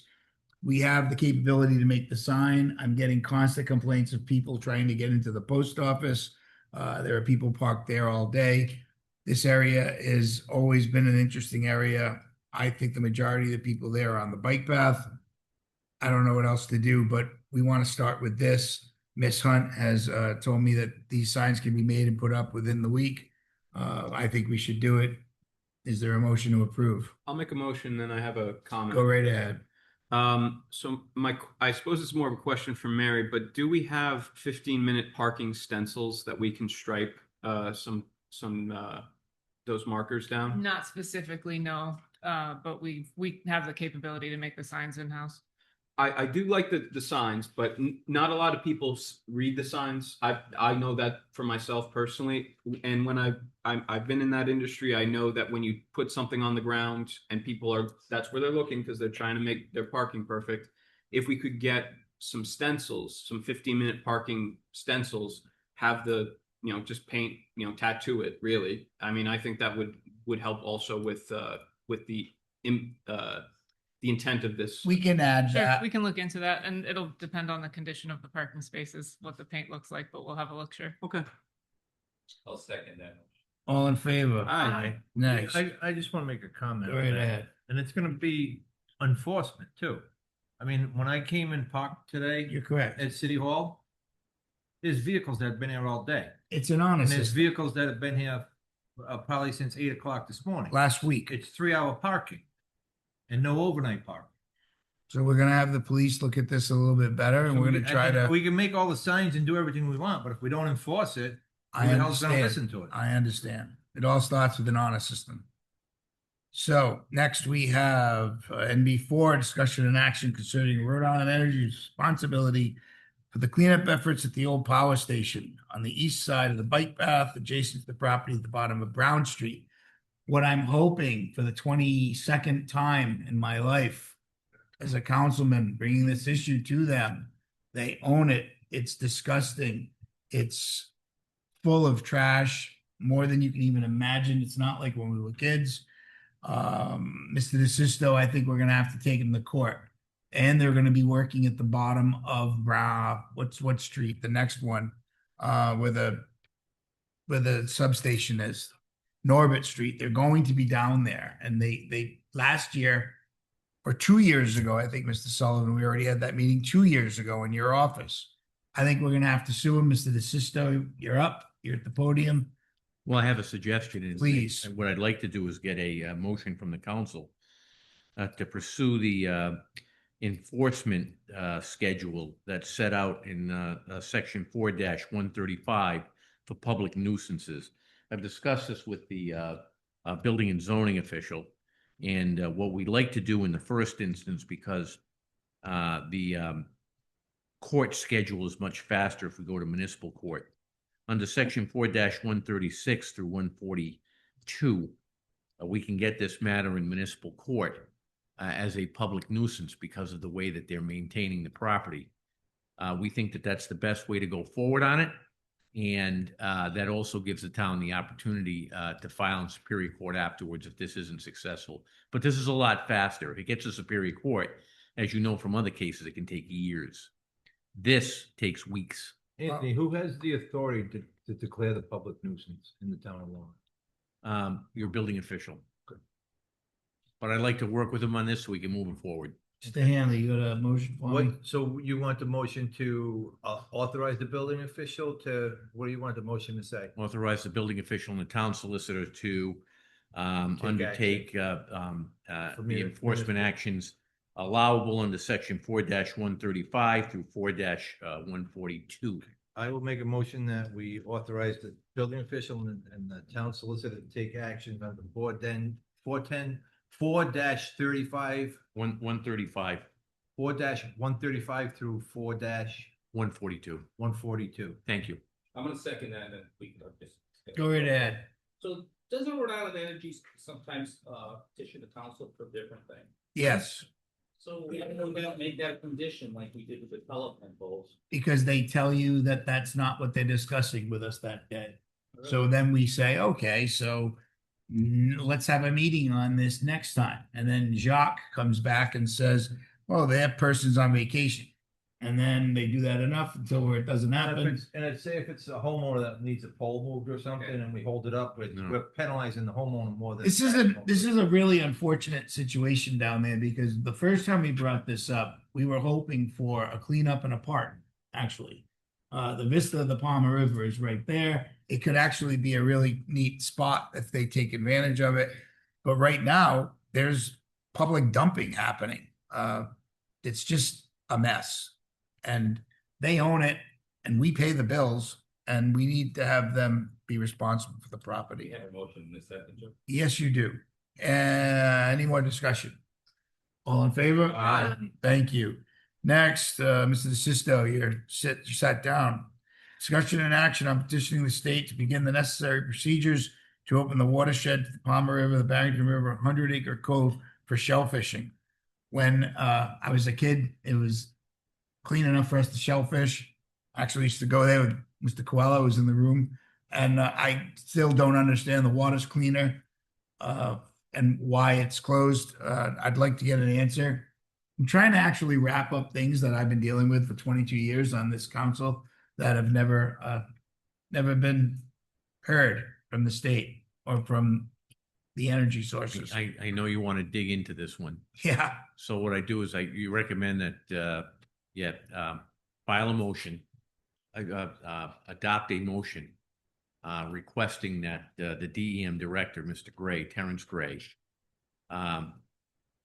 undertake the procedure for the water quality testing to open up these areas for shellfishing because they're all part of the same watershed.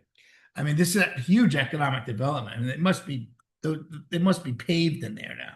So for the callers that are still working to go in there in the wintertime. And for us, I mean, it's clean. I'll make a motion that we ask the state DEM. Yeah, RIDEM. RIDEM to crack the shell and see what needs to be done to take for the water testing and possibly get the those areas open for shellfishing. Absolutely. Is there a second? Second. Discussion. All in favor? Aye. All right. So next, we have discussion and action on the town council support for a fundraising campaign, park improvements, and a well at Bears Hill Park. I was speaking with the planner. I originally wanted to just do a fundraiser for a well, try to get that going, get that grass nice and green. And she asked that we include a campaign for park improvements because there are DEM grants that are available. Just as you heard earlier from Mr. Was it Oliveira, the fundraising efforts at Windswept Farm have brought us the Christmas tree lights, brought us $1,500 to the food pantry. So we're hoping to have a concert in the fall and also start with a fundraising campaign and get a well down there. Are any questions? That's what we want to do. You looking for a motion? Yes, Make a motion, we approve this and make Jogi Pasquale chairperson. there you go. Second. All in favor? I say we name it the Louis Rego well and get him to pay for it. Yeah. Good deep pockets. Or the Derek Trombley well and throw him down it. If you have the money, we can do it. Discussion and action regarding housing developments in the town of Warren who must perform a sewer usage impact study at their own expense. So it's been brought to my attention, and Mr. Hanley, I'm sure you know this, that these are conditions that the planning board or zoning board will apply. I want to make it just mandatory by ordinance. We have no way of knowing what our. Now, are sewer these gonna impact- be, are these gonna be impact fees? No, Because studies. Well, generally, if they have a proposal in front of the planning board and you need to know that generally required, they have to provide it. So your ordinance in its section 15-31.1A has the term when it comes to these studies, and engineering studies, which would include Like a traffic study. yeah, It's not mandatory. it says deemed necessary by the board. So I think what the proposal is here is to change deemed necessary to shall. Yeah. But suppose they're not deemed necessary, they still gotta give us the report. I'm just saying that this is the proposal. This is what you would need to do. We had Currently, big the projects planning on that. board can say, look, we need to see this. And then what happens is, by the way, there's a whole procedure for that. The applicant has to put money in an account. And then when the engineer takes a look at it, money is drawn from that account. Sometimes we've had no problems with applicants. Sometimes we do. But by and large, it's work. The proposal that you have here is that it's going to go from the planning board deciding what needs to be done to everybody has to do it. That's the proposal. But I got a problem with that. Big problem. Yeah. Well, not That's something to everybody. He just discuss. said everybody. Yeah, but these are, I had in there, developments larger than 50 units. That's fine. And if you want to put it in, just say Well, that you could, if it's over less than units, then 50 it units, goes. you may still need it, depends, because you're on a Absolutely. small road. Okay, if you're adding 48 units, does the road have the sewer capacity to handle the new 48 units? I would much rather. But now maybe it's state law that gives the planning board the authority to require these of them to I pay just for want to it. make sure they do it. I don't want a developer to have a board in the future who may not require it, because right now it says may. Mr. Well, Rego. I got two things. I'm more concerned about the connection fee. Is this part of the connection fee with which No. No. This is just to make sure that our sewer system can handle But this is, the additional impact. the problem I got is we're casting a huge net. Suppose you get somebody that comes in and they've got like a small 3-lot subdivision on a major sewer line.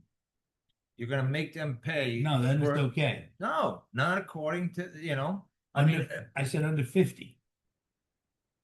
So if over it's 50. over But you 50. mean, but Sorry.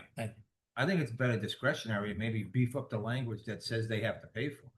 Because the planning board they're the ones that see the plans. They're the only ones that are gonna know whether they need this impact study or not to make the determination.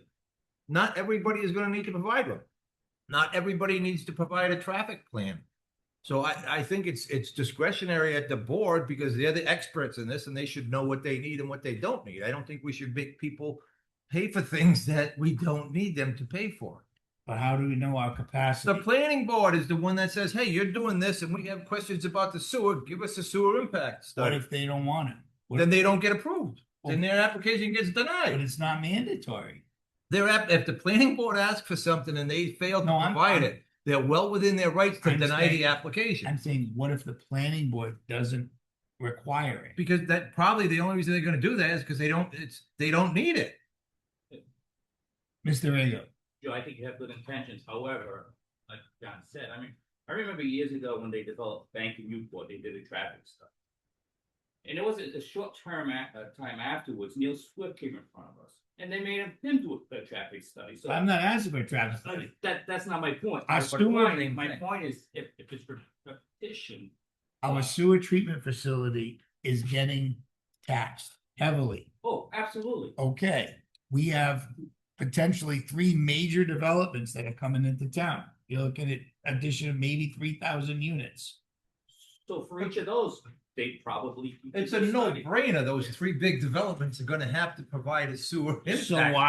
So why wouldn't we want to say in the Because I ordinance don't wanna that you make a have law for to? just 3 developments when there's a lot of other things going on in the town where you're gonna catch the little guy with this big net because you're worried about these big guys. I If they said don't what- provide them what they need, they get denied, correct?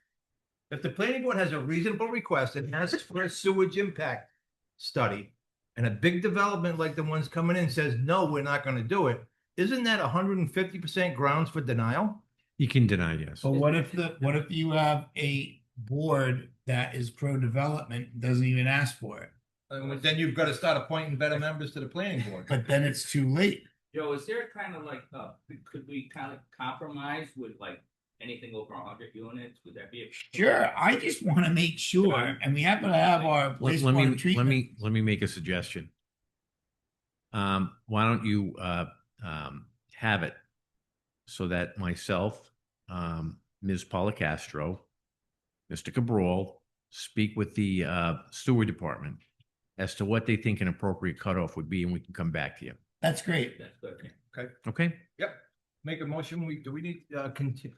Do we need to continue it? No. No action. Great. Next, town manager discussion and action regarding a request from Rockio Corporation for approval to utilize town property at 15 Main Street as a temporary laydown area to facilitate the Barrington Bridge Scour Remediation Project, starting September 1st, 26, for a fee of $2,500 a month. Anything you want to add to that? I just that Mr. Moran is here from Hello. Rockio, and You want to come over and certainly address. let us know what you want to do? Hi, sir. Hi. Steve Moore with John Rockio Corporation. Yeah, so we've got a state contract, DOT contract on the Barrington Bridge for a scour repair project. Most of the work is underneath the bridge in the water. One thing that we're doing from the top is we got to pump concrete down below the water. So we need to wash those concrete trucks out, need minimal storage. So we're looking for, that property, which is currently being used by Etna Bridge, to lease that from you. Okay. When I spoke to Mr. Sullivan, we spoke about $1,500 a month rent. Yeah, I That's upped what it. Etna Bridge is paying also. I upped it at 25. Yeah, 2,500 is going to be high. I'd like you to reconsider that. Where are you gonna go? That's a 67% increase over what you charge. Where are you going to go for the I'm project? going to have to find something else. It's also Okay. in our budget. All right, thank you. Anybody else want to discuss this? Yeah, I mean, so we would say we were charging Etna We have use 1,500. of our own property with them there. Yes, we charged them 1,500, which was very low, 3% increase per year over theirs. So we were charging them 1,500. extremely low. It has been a while since we've gone up on that price. Fair. Would you be comfortable with 2,000? My research, fair market value would be anywhere between $1,200 and $1,800 a month. Okay, would you be I'm- comfortable with 1,800? I'd like to get 1,700, keeps me within the budget. How long are you looking for? 6 months. So 6 months with two terms to extend for 6 month periods. So there's a little bit of a strange contract. We got a real strange window with DEM on this right now. The window, the in-water work window is October 15th to January 30th of this winter. And next year, the jobs will be complete by the end of next January. We're trying to open that up, and DEM's kind of on board. We're working on it. If we open it up, we're hoping to be out of there by this coming January rather than the following January. The location is good to you because of the bridge right there, right? The location's good. And you're gonna go what, to the house across the river? We're gonna have to figure something out because we don't have 2,500. Yes, you in do. our budget. Yes, Well, you Joe, do. they already bid and were awarded the bid, And so they're I'm taking sure. advantage of it, you know. We bid with expectations of what fair market value would be for, areas. I think you're too high. I'm gonna make a motion that we authorize the manager to sign agreement for the amount of $1,800 a month. Okay, before you do that, when we did the lease with that bridge, we acknowledged the fact that there is a lawsuit pending on that site. You aware of that? No, no. Okay, well, there is. That's the first thing. So depending on the outcome of the case, town needs an escape clause in case something comes at zero. I don't. Can't say if it is or not, Multi-million-dollar but I job. do think that disclosure needs to be made. Etna Bridge went ahead and signed anyway with that. I strongly recommend that you put into this lease. You will walk. I don't think we have a choice. It has to be put in there, Tom. I don't think we have a choice. It has to be put in. Absolutely. So is there a timeline on that? No, I don't, that's for it, so we don't. Yeah, okay. I mean, we're good. We're silent with that. All right, well, evidently, my colleagues think 1,800 is better than 25. I don't think you have anywhere else to Your go. colleagues think 1,800 is better than 0. Well, I still think you have nowhere to go. Multi-million-dollar job. You're just taking advantage of us. Any other discussion? So we need to amend the motion to include the acknowledgement of the pending lawsuit. Correct. In Stanley. town, depending on the outcome of the case, town will be relieved of its responsibility to have a property, you understand that? Correct. And then I'll make them. stop, obviously. All right, I'll redo the motion. I'll make a motion. We authorize the town manager to sign the contract for $1,800 a month, noting that the town is involved in a lawsuit, and depending on the lawsuit, we may need to pull out of the contract. Does that sound correct, Anthony? That's correct, and what I'll do is furnish the language that we had, same as Aetna, on that, and then that'll be the agreement that will be signed by the town. There's a motion, second, all in favor? Aye. Thank you. Thank you. Next, we have discussion and action and authorization for the town council president to sign an on-call agreement for engineering services with Woodward and Curran in the town of Warren regarding the supervisory control and data acquisition, the SCADA system for fiscal year 26 and 27. Good evening. Mr. President and members of the council, this is the yearly contract that the town enters into for Woodward and Curran to give engineering advice for the wastewater treatment plant, also for the SCADA system, which is the computer operated system for troubleshooting. Is that what that is? Yes. SCADA. So, Hi. Mr. Hart from Woodward and Curran. Good evening. Anything you'd like to add? Let us know what's going on. No, just as Mr. Sullivan said, it's SCADA systems, computerized system to essentially control and read data from the town's. And it's currently what we're utilizing. Absolutely. Any questions? Yeah, as this is discussing of the contract and not actual work, is the town getting billed for your time here tonight? No. Okay. I'll make a motion, we approve the town council president to sign the on-call agreement for engineering services to Woodward and Curran. Second. All in favor? Aye. Okay, thank you. Next, we have discussion and action regarding the allocation of unexpended sewer funds from fiscal year 26. This is for repair a pump at the Wood Street Pump Station and to repair a blower motor at the aeration tank. So, Hello. thank you, Mr. President and members of the council. If you remember back in February, we briefly discussed that we had an issue with one of the blower motors down at the Patterson Ave? treatment plant. I'm sorry. Is that at Patterson Ave? No, Oh, this that's a is different- this is at the facility itself. Okay. There was an oil leak in one of the motor, and that was during one of the snowstorms that we had. Wasn't discovered until after the motor had seized, or they got a notice saying that there was an issue with the motor. Went in and discovered that the motor was seized. So they've been operating with. There are 3 blower motors down there, and jump in if I'm wrong here, guys. There are 3 blower motors there, operating with 2 right now. But for efficient operations, we should have 3 blower motors down there.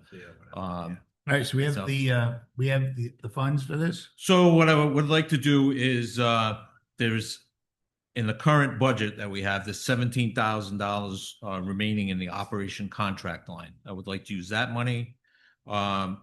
H2O, as part of their contract, they set aside $50,000 for doing minor repairs at the facility. This year, we have $13,000 left in that.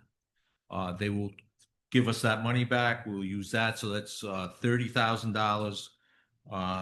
And then we would have to use 24,000. Actually, it would be 29,000, close to 30,000 for the unbudgeted revenue that we took in for the sewer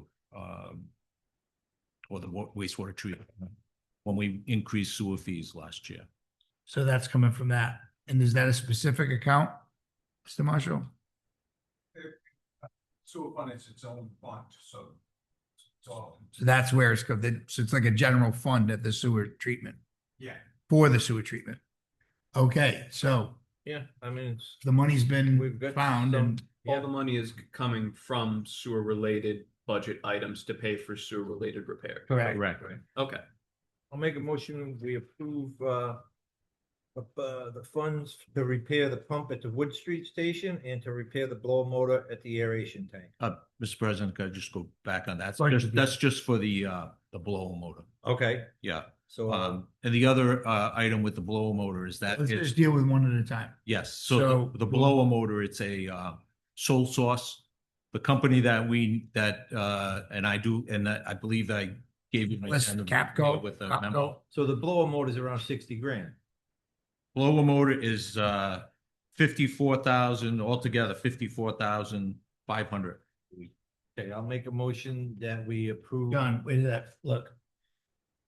Go to that page. Yeah, use mine. I got it. That's where it's coming from. Yeah, but it didn't have the totals, did it? I thought, All right, I've got pump repair, what is the total for the? here's another breakdown sheet. I have it broken. All right, yeah, It's so, the cost right here. all right, so I'll make a motion, we approve $54,487 for the replacement of the blower motor at the aeration tank. Second. All in favor? Aye. And now we'll deal with the pump at the Wood Street Pump Station. So the pump at the Wood Street Pump Station, we did a temporary repair on that. It needs some work. Eric was able to get a repair done down there, but it's only temporary. It needs to be fully repaired so that it's operational. The cost of this would be a rebuild of this motor, right? It is $25,595. If we were to replace it brand new, it would be $52,378. Mr. Komiga believes that we can use the rebuild motor and that will work sufficiently for our needs down at this station. What do you got anything you want to add, Mr. Kamiga? No, I mean, that, it was a temporary repair that. Come was to put the in mic, place. please. Sorry, it was a temporary repair that was put in place, given the fact that that station will automatically run on 3 pumps with the infiltration of groundwater and everything. It needs 3 pumps. The temporary repair was done to assure that it will spin and pump water. The impeller is worn out, so it does not pump at full capacity. The volute itself was worn out. They did an epoxy repair to thicken it up. The shaft is pitted. They put a sleeve on it. They could not guarantee how long it would run. So this repair would put it in a state that we don't have to worry about. Do we have the 50,000 to put a new one in? 25, right? To No, that's rebuild, the rebuild. 25,595 to While he's rebuild. getting that information, may I ask a question, Mr. Go right President? ahead. For Mr. Kamiga, I believe. So if we repair the existing one, the cheaper of the 2 options, how many years do you think we'll get? What's the lifespan of the repaired versus the new one? I know that might be a tough question. It is kind of a tough question.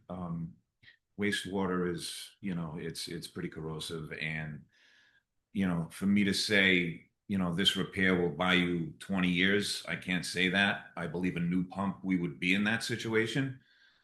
That it might get us to 20 years? Yeah, depending? with a new pump. So I'm curious if it might be, and I think this is what the president is thinking of, is whether it's not worth it making the investment now for the long-term sort of benefit of the community. I mean, obviously, we're going to wait to hear from what the finance director has to say on that, but I think I would be in that position of saying it might be better to do it new rather than refurbished. It's about a little more than twice as much. It's about another 27K. Yeah, for the what are new you one. thinking? I was thinking of, 20 years for the new one. That's a major pump line. Right, I'm thinking, so even if you get 10 out of the rebuilt one, it's still better to, because in 10 years, it's gonna cost a lot more than this to rebuild it. And if it's corrosive, it's gonna be corrosive for either one. correct? No, the other part of this equation is there are 3 pumps there. One of them has been fully rebuilt. This one needs to be rebuilt or replaced. The second pump in line there is also aged. And at some point, Yeah, I think- it's gonna be an issue too. If we can afford the new one, I'd feel more comfortable with the new one. But we could rebuild too, the price of one. Exactly. Well, In the rebuilding. How long ago- unfortunately, we're not gonna be sitting here when this pump goes, How so. long ago was the last one rebuilt, do you know? Yeah. Wait, do we remember when we did that? Industrial pump? I wanna say it was probably, well, you were here, right? So 2 years within ago. the last 2 years. Yeah. So if rebuilding wasn't a good option, you wouldn't have even proposed. Correct.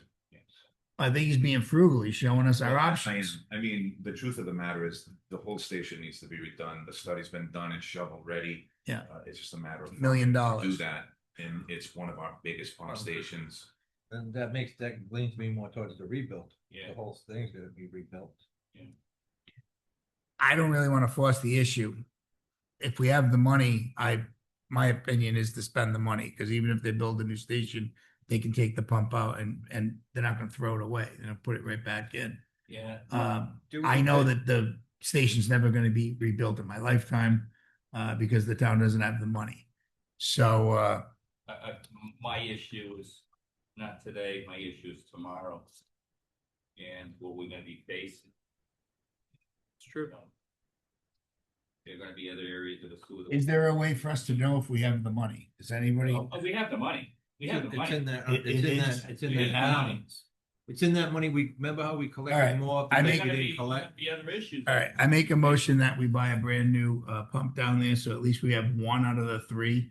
Hopefully I'll get a second.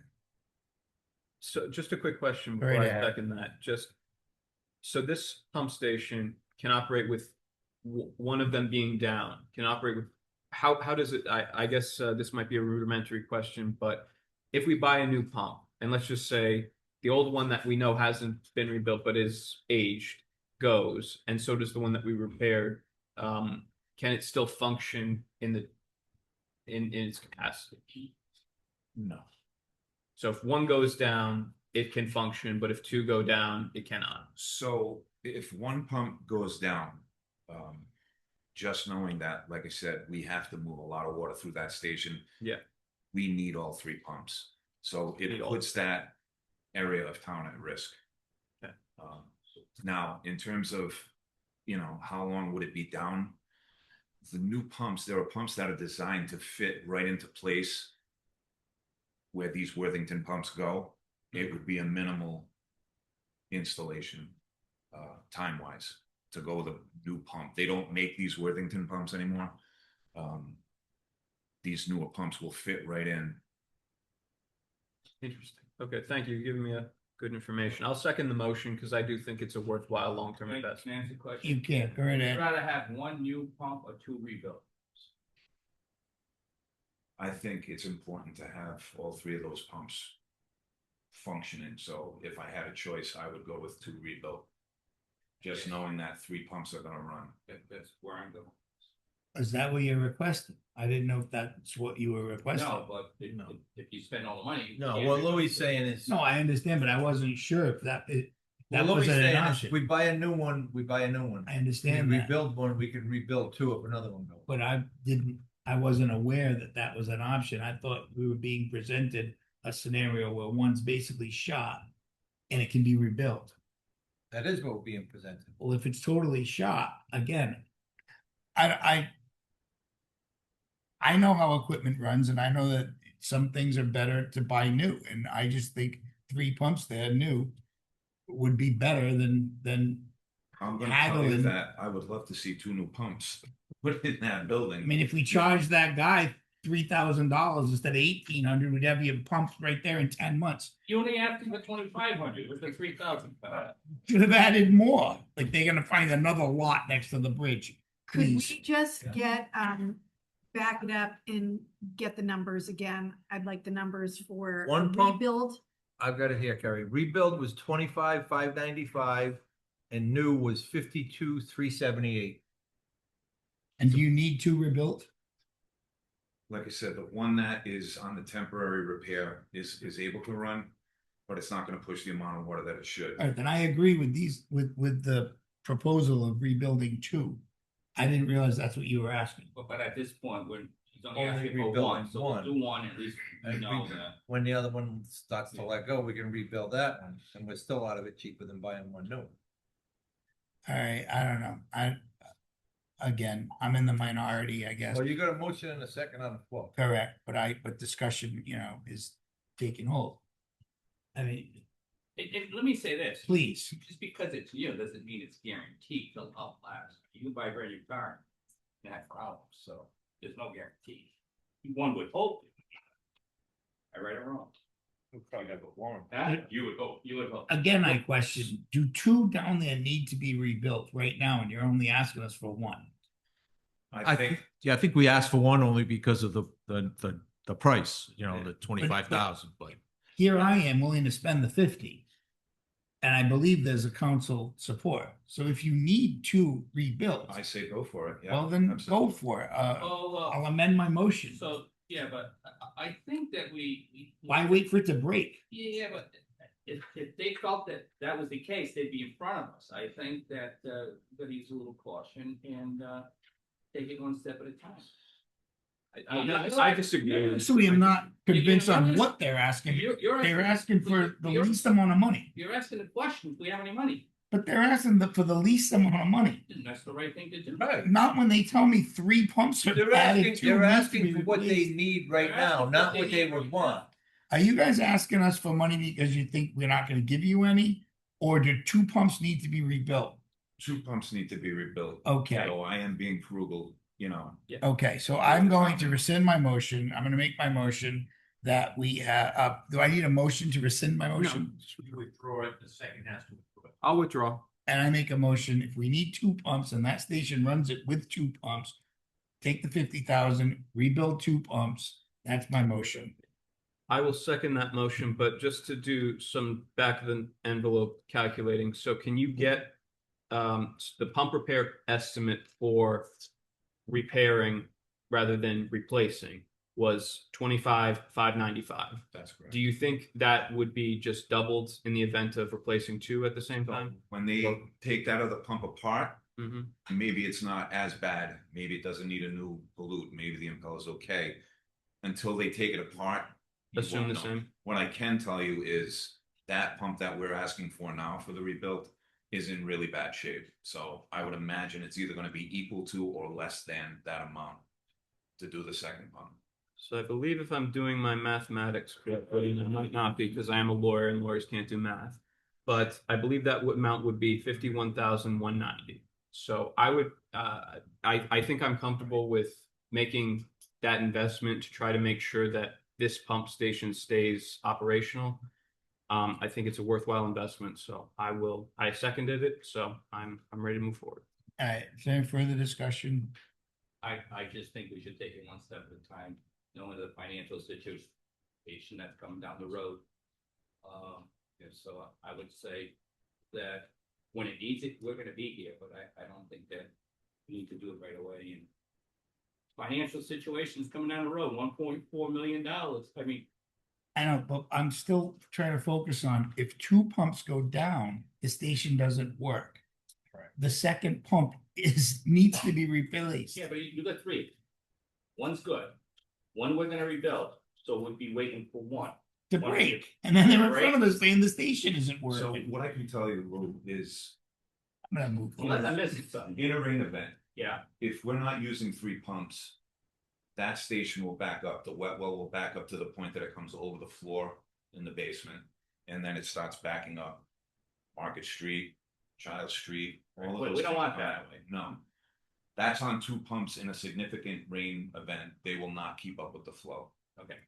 Are we good with rebuilding one and then rebuilding the other one, or do you think it needs to be both? Oh, there's a motion. rebuilt right now? Louis, I Louis. understood the question. I know, but the discussion is focused on the I motion, would love to see both pumps rebuilt. and that's the motion on the floor. I'm gonna move the question. All in favor? Aye. Aye. Aye. Thank you, gentlemen. But just so we know, you're not gonna rebuild them both at the same time. You're gonna rebuild the one that's in the worst condition. Correct. And then when that is complete, you'll go to do the other one. We may find out that it doesn't cost quite as much. Exactly. I apologize, just a question for the solicitor. Sorry, should the motion have been in the form of approving a particular dollar amount? Okay, good. Next, we have request permission to overspend the payroll processing and services account 01520002165 for $3,521 to be offset by the following accounts.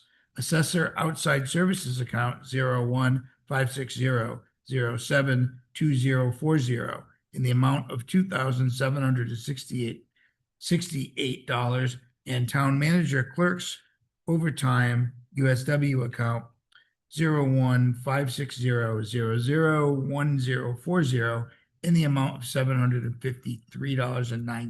Is that correct? That's correct. Brian. Mr. we- Trombley?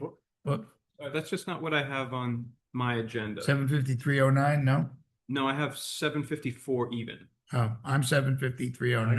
I trust that. I'm just, No, I I have the mean- wrong agenda. Well, if it's electronic, maybe you have a new one. I don't know. I got the one that was on, yeah, that came in the packet. Yeah, I got the one in the packet. It's 75309. Brian, this is the payroll processing account. Did we hire more? How come we owe them? They knew how many employees that we had, how many checks they were gonna cut. How did this go up? So we get charged for checks each check that we cut. Yeah. So and I think the finance director can probably explain it a little bit better than I do. But Okay, upgrading the payroll account. Upgrading the payroll system, yeah, to Okay. track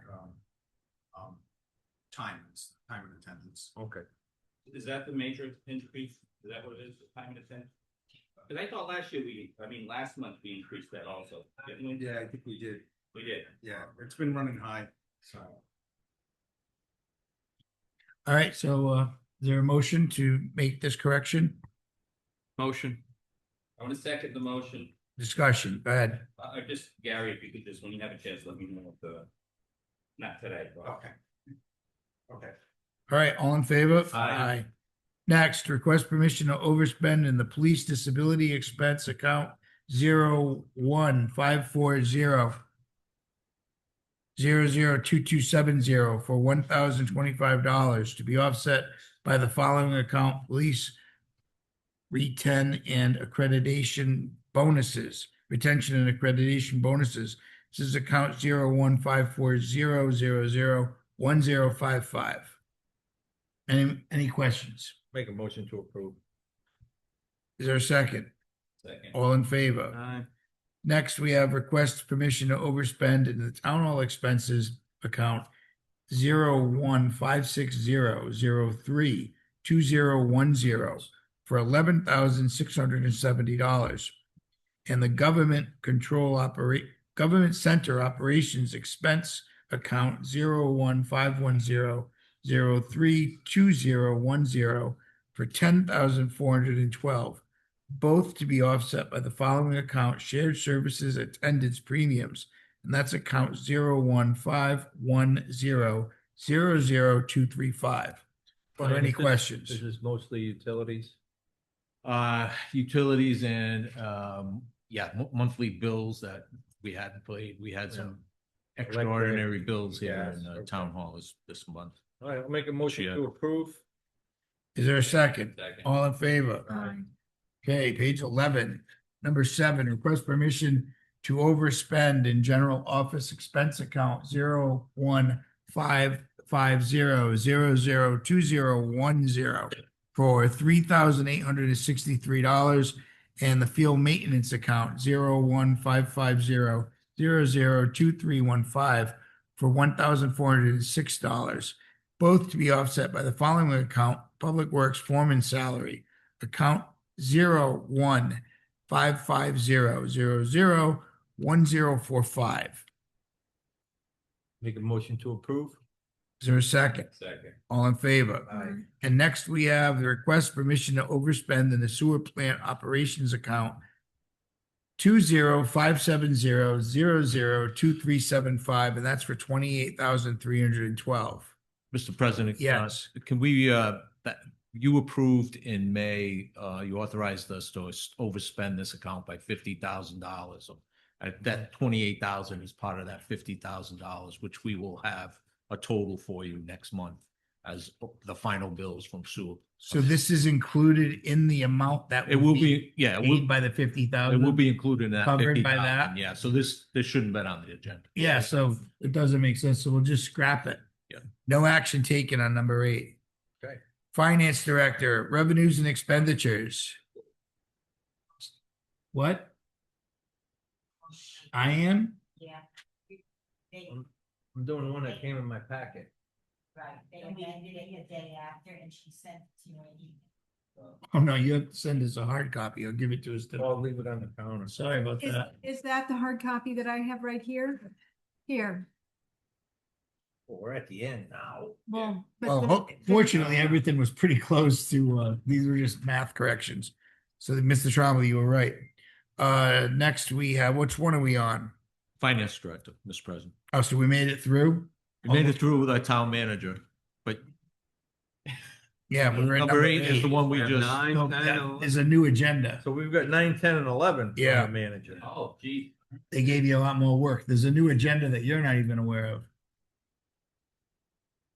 Fortunately, the public is aware of it because it was posted, but we didn't get it. Well, it was emailed to us, but I I know. never printed out. I get what I use in my packet. Email me something. That's just whatever.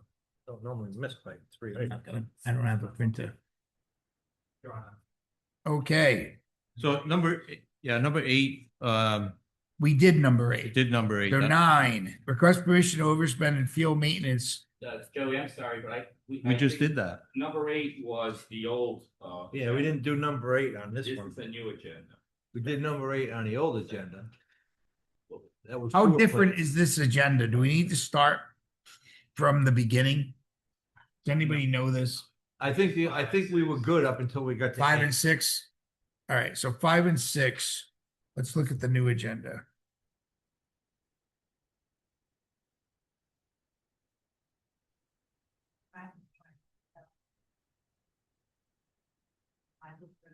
All right, so we did 5.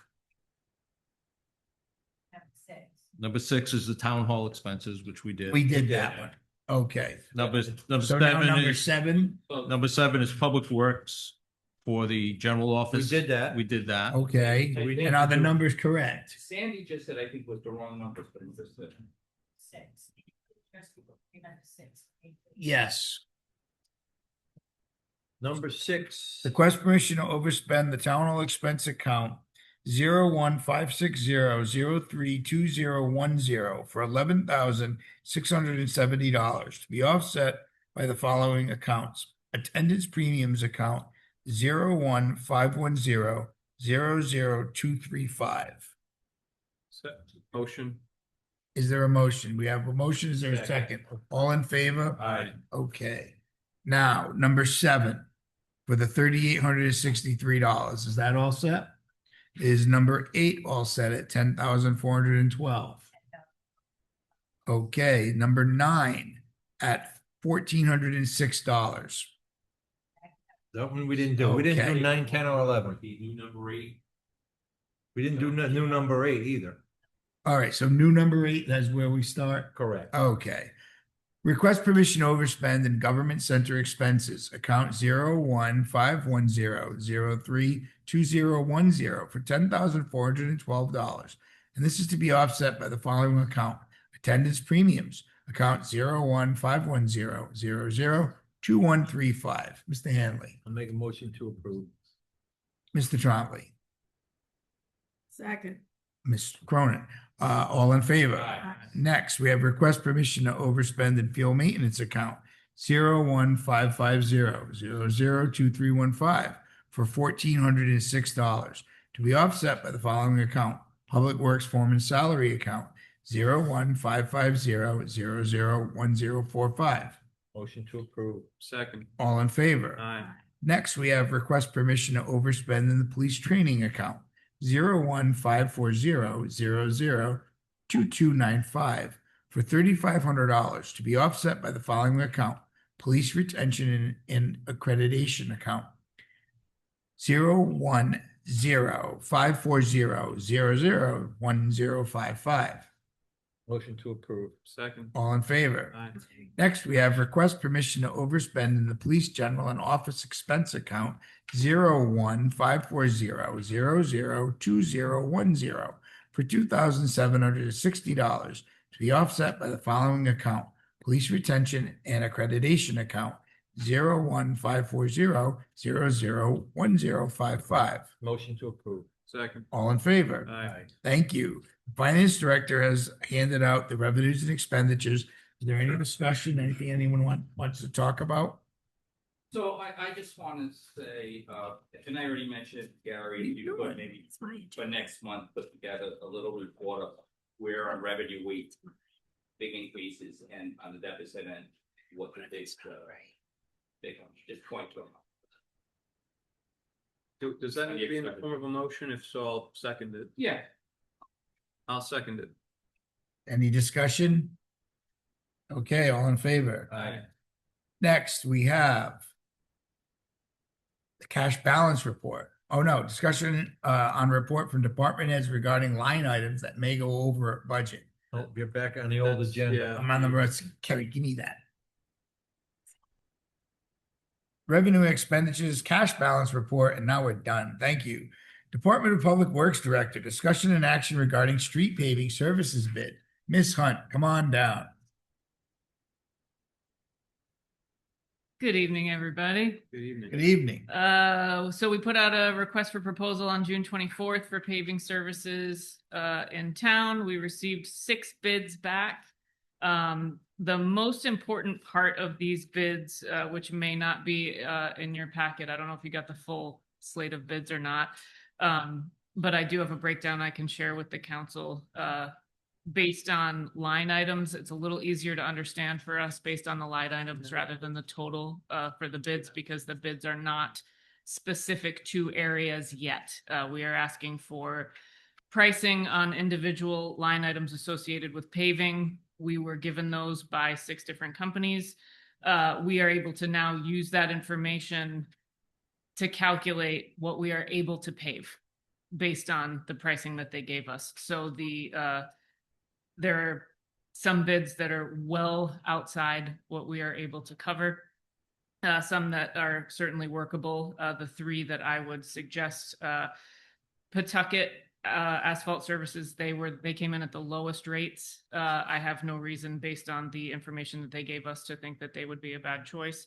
They have references. They've done plenty of municipal work. All of the bidding companies have done plenty of municipal work, and we're able to provide references, CVs for project managers, and the like.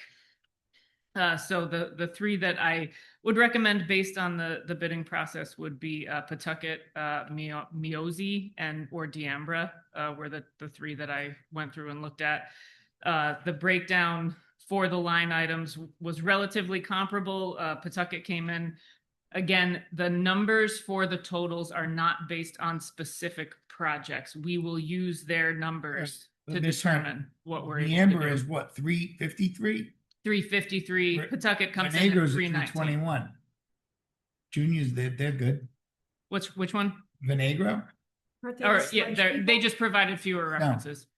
That's different. So, a few references. Venegro bought Cardi, and they have a Correct. plant right in Warwick. They're good. Cardi. Mary, I guess my concern is this. What? I don't know how to feel about Cardi.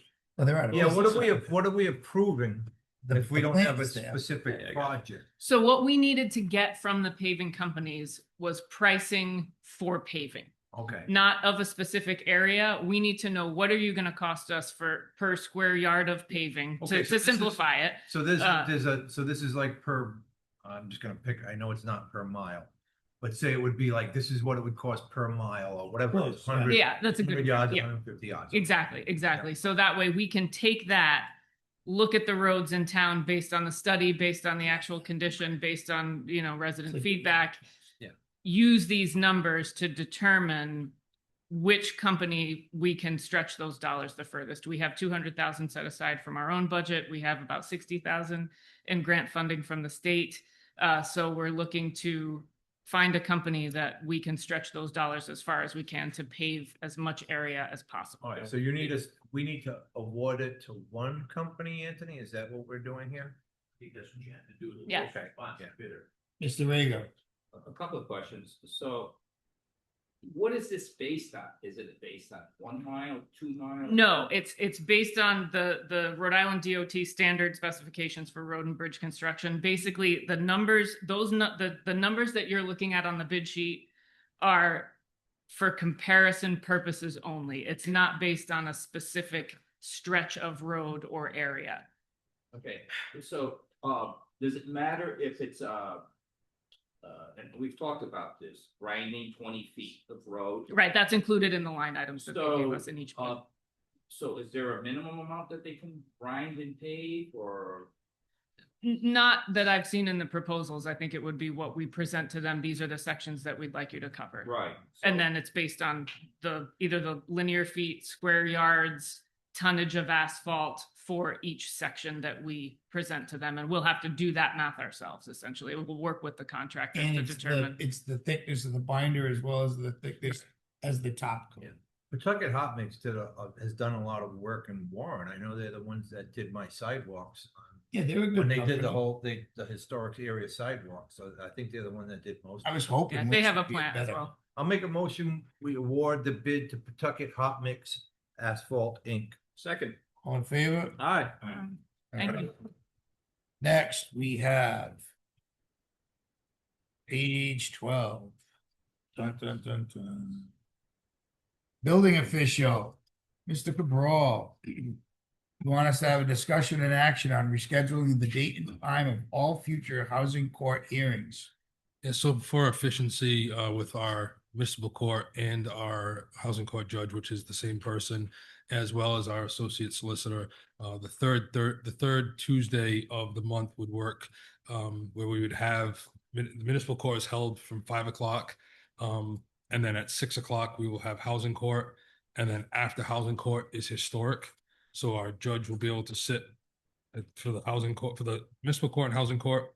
And our solicitor can sit for housing court and historic. So it makes it more efficient for those The historic meeting, or we have a historic court?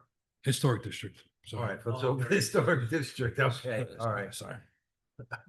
I'll make, do you have what are the times again? Is there overtime attached to this? No, there's no overtime at all. It's just it makes it easier for our solicitor, having a drive here. So everybody's in the same room at the same time, and this schedule works. Municipal Go court ahead. starts at 5 and housing court at 6. At 6. I'll make a motion. You wanna look at this? We move the official court days to the third Tuesday of the month at 5 o'clock for municipal court and 6 o'clock for housing court. So municipal court that's standard. That stays. There's no change. The change is for the housing court. So all right. I'll make a motion. We move the housing court to the third Tuesday of the month to start after municipal court instead of saying 6 in case municipal court runs over. I'd rather have 6. All right, at 6 o'clock. Yeah. Second. All in favor? Aye. Okay. Now we have discussion and action regarding real estate non-utilization tax. Ms. Cronin. Well, we created this ordinance, this non-utilization tax opportunity. When do we create this? Doesn't say. 2020. 2020. October. Yes, I see it right there, 2020. And there remains to be a number of commercial buildings in the community that have sat undeveloped for a very long time. And it's something that I hear a lot about, like, when is somebody gonna, fix up, utilize, create a business, generate some revenue for the town. And so I wanted to have the discussion publicly about the way that we use or don't use it, and why. And if we can use this tool to incentivize getting some development going on in town, and maybe in the meantime, getting a little tax revenue. So you've provided us a list and some photographs of some buildings. Yeah. What do you- I'm sorry. I know that you have been looking into this for a long time, and as is your job, that's to enforce this ordinance, but where do we stand? So I was tasked after the department head meeting is requested for any vacant commercial buildings. So the only way to do that is to drive the town. Mhm. So I took Thursday and I drove the town. So these are the locations. I think there's 9 that I located. There could be others that I maybe missed, but these are the 9 that I found kind of stuck out. Some of these locations are under development right now, but some are not. And some are, I'm told, are being under development. And that's just something that I have to do legwork on to see if that is in fact. And I think moving forward, after going and viewing these properties, be something that I need to consult with the solicitor to see how to go forward with this. I believe it was prior to my appointment. This was attempted to be addressed, but it wasn't done properly. This was, like you said, implemented in 2020. So I don't believe we have implemented this at all to its intent. So I'm sorry, I misunderstood that. Have we ever collected any, have we used this No. tool at all? We sent out notices in the initial batch, back when the ordinance was enacted. And at the time, it was one of the things. The development plans that you have under the statute section, the ordinance section, 7-145. Or what happens in one notorious incident, a sign up saying I'm actively selling property. Just one of the exemptions. Since then, no. Surigo, there's something to add? Well, I got a couple of questions. First, Go right ahead. why is it under the building inspector, not under your agenda? Well, did you ask for it? Well, Who? Me? Kerry. The information comes from her. I mean, come from him. If somebody puts something on the agenda and wants to know, come from you, right? Not under his report. I'm just asking a question. Well, it falls under, it wouldn't be I don't know. new business, old business, but it's the building official who is obligated to. So actually, the intent of this ordinance, because I went and I did a little bit of research, was for the planner to go and talk to these people to see what they could do. If you look at this if you look at the, That's one of the exceptions if the planner meets with these people and they come up with a plan to develop the property.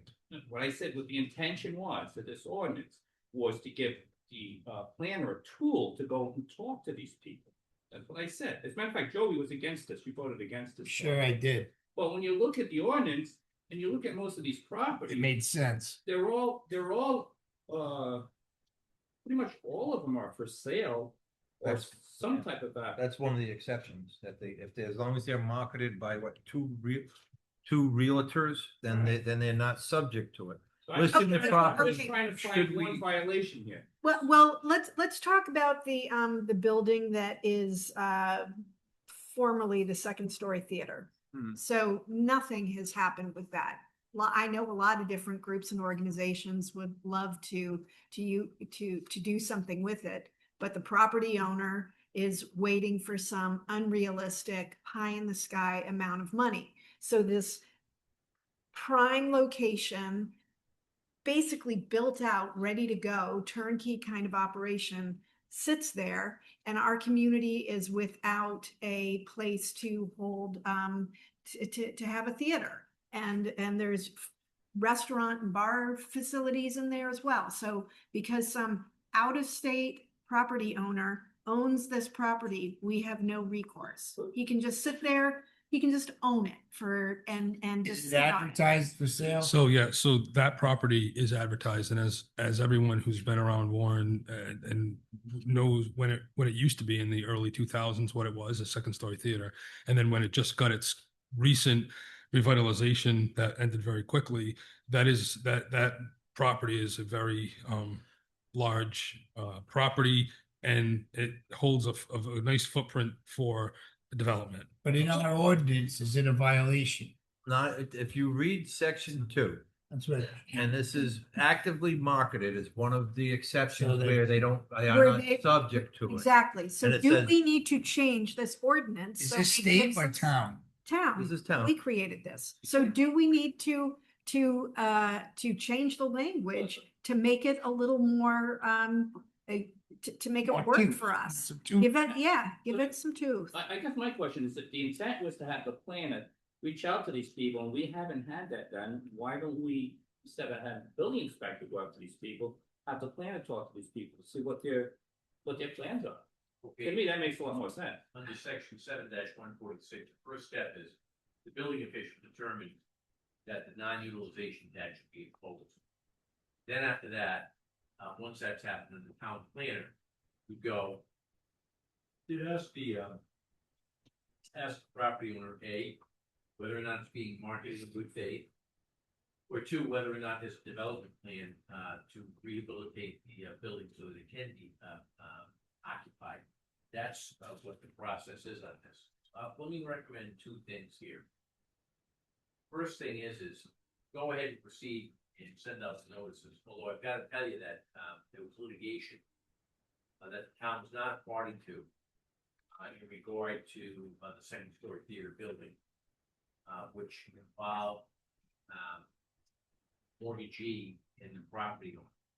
And I understand it's been a very, very bit of litigation. I haven't checked on it in a few months. I will. But I think that's the first step, and then we can talk to Ms. Policastro about contacting these persons. Secondly, the city of Providence has a more robust ordinance. I'll speak with the solicitor on that and see if there's any recommendations that they have from their experience, because it's a bigger issue up there, and that can help with the ordinance. But again, I want to go back. I don't see anything in the ordinance that says the planner goes out and meets with them. That's one of the first things Bob Ruley said. It's cool. He's not here Listen, anymore. I'm talking about the ordinance, what the ordinance says. And I'm talking about what the intent of the ordinance was. Well, he's not here anymore. So the one so thing we just- need to do is that if we're gonna speak about the planner, we want to speak about our current planner and whatever she feels she can add or detract from this. Yeah, John, it's in section 7-147. Submits a proposed development plan which has been approved by the town planner.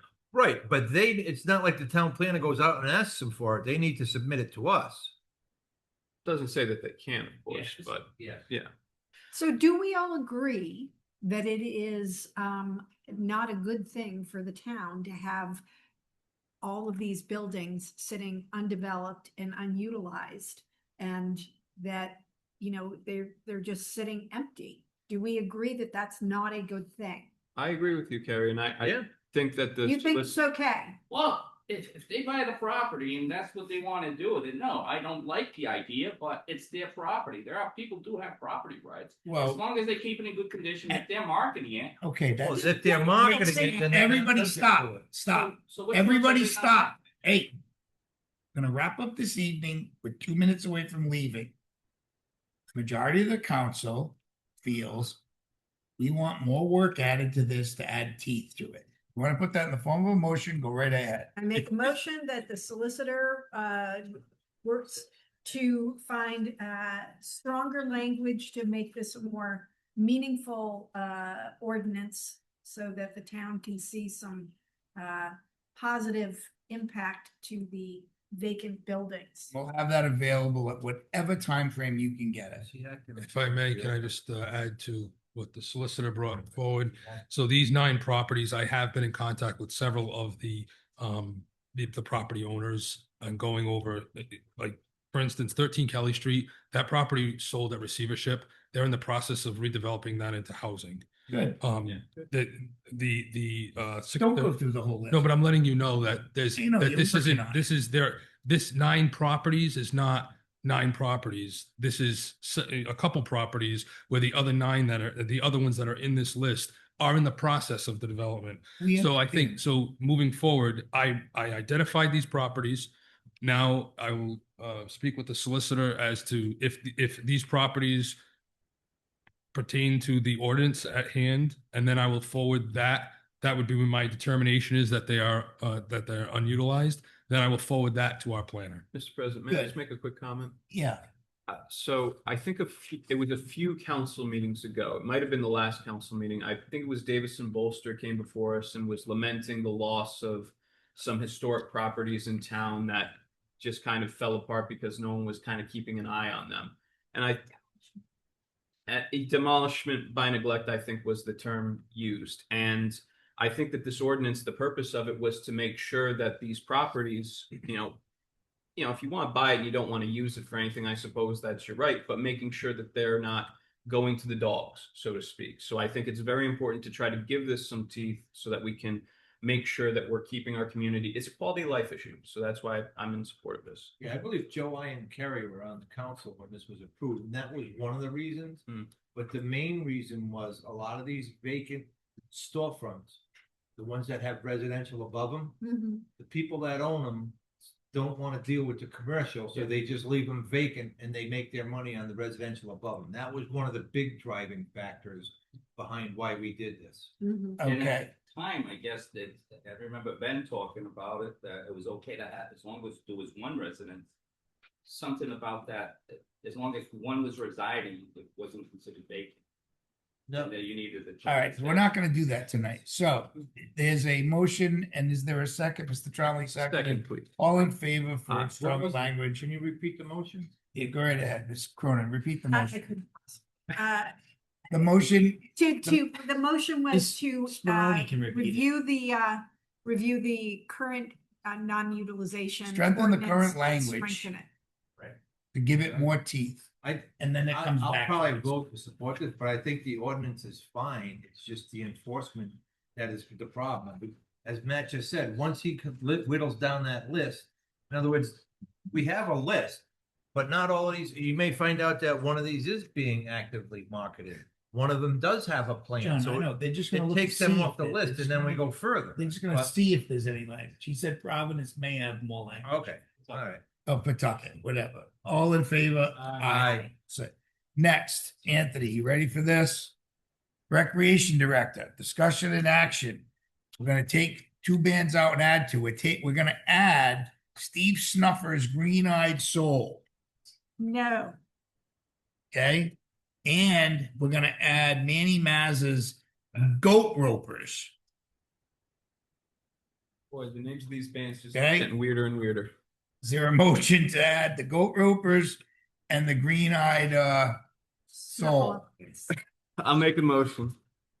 Joe, do we have to add a Okay. date? We have to add a date to it. Oh, too, right? yeah?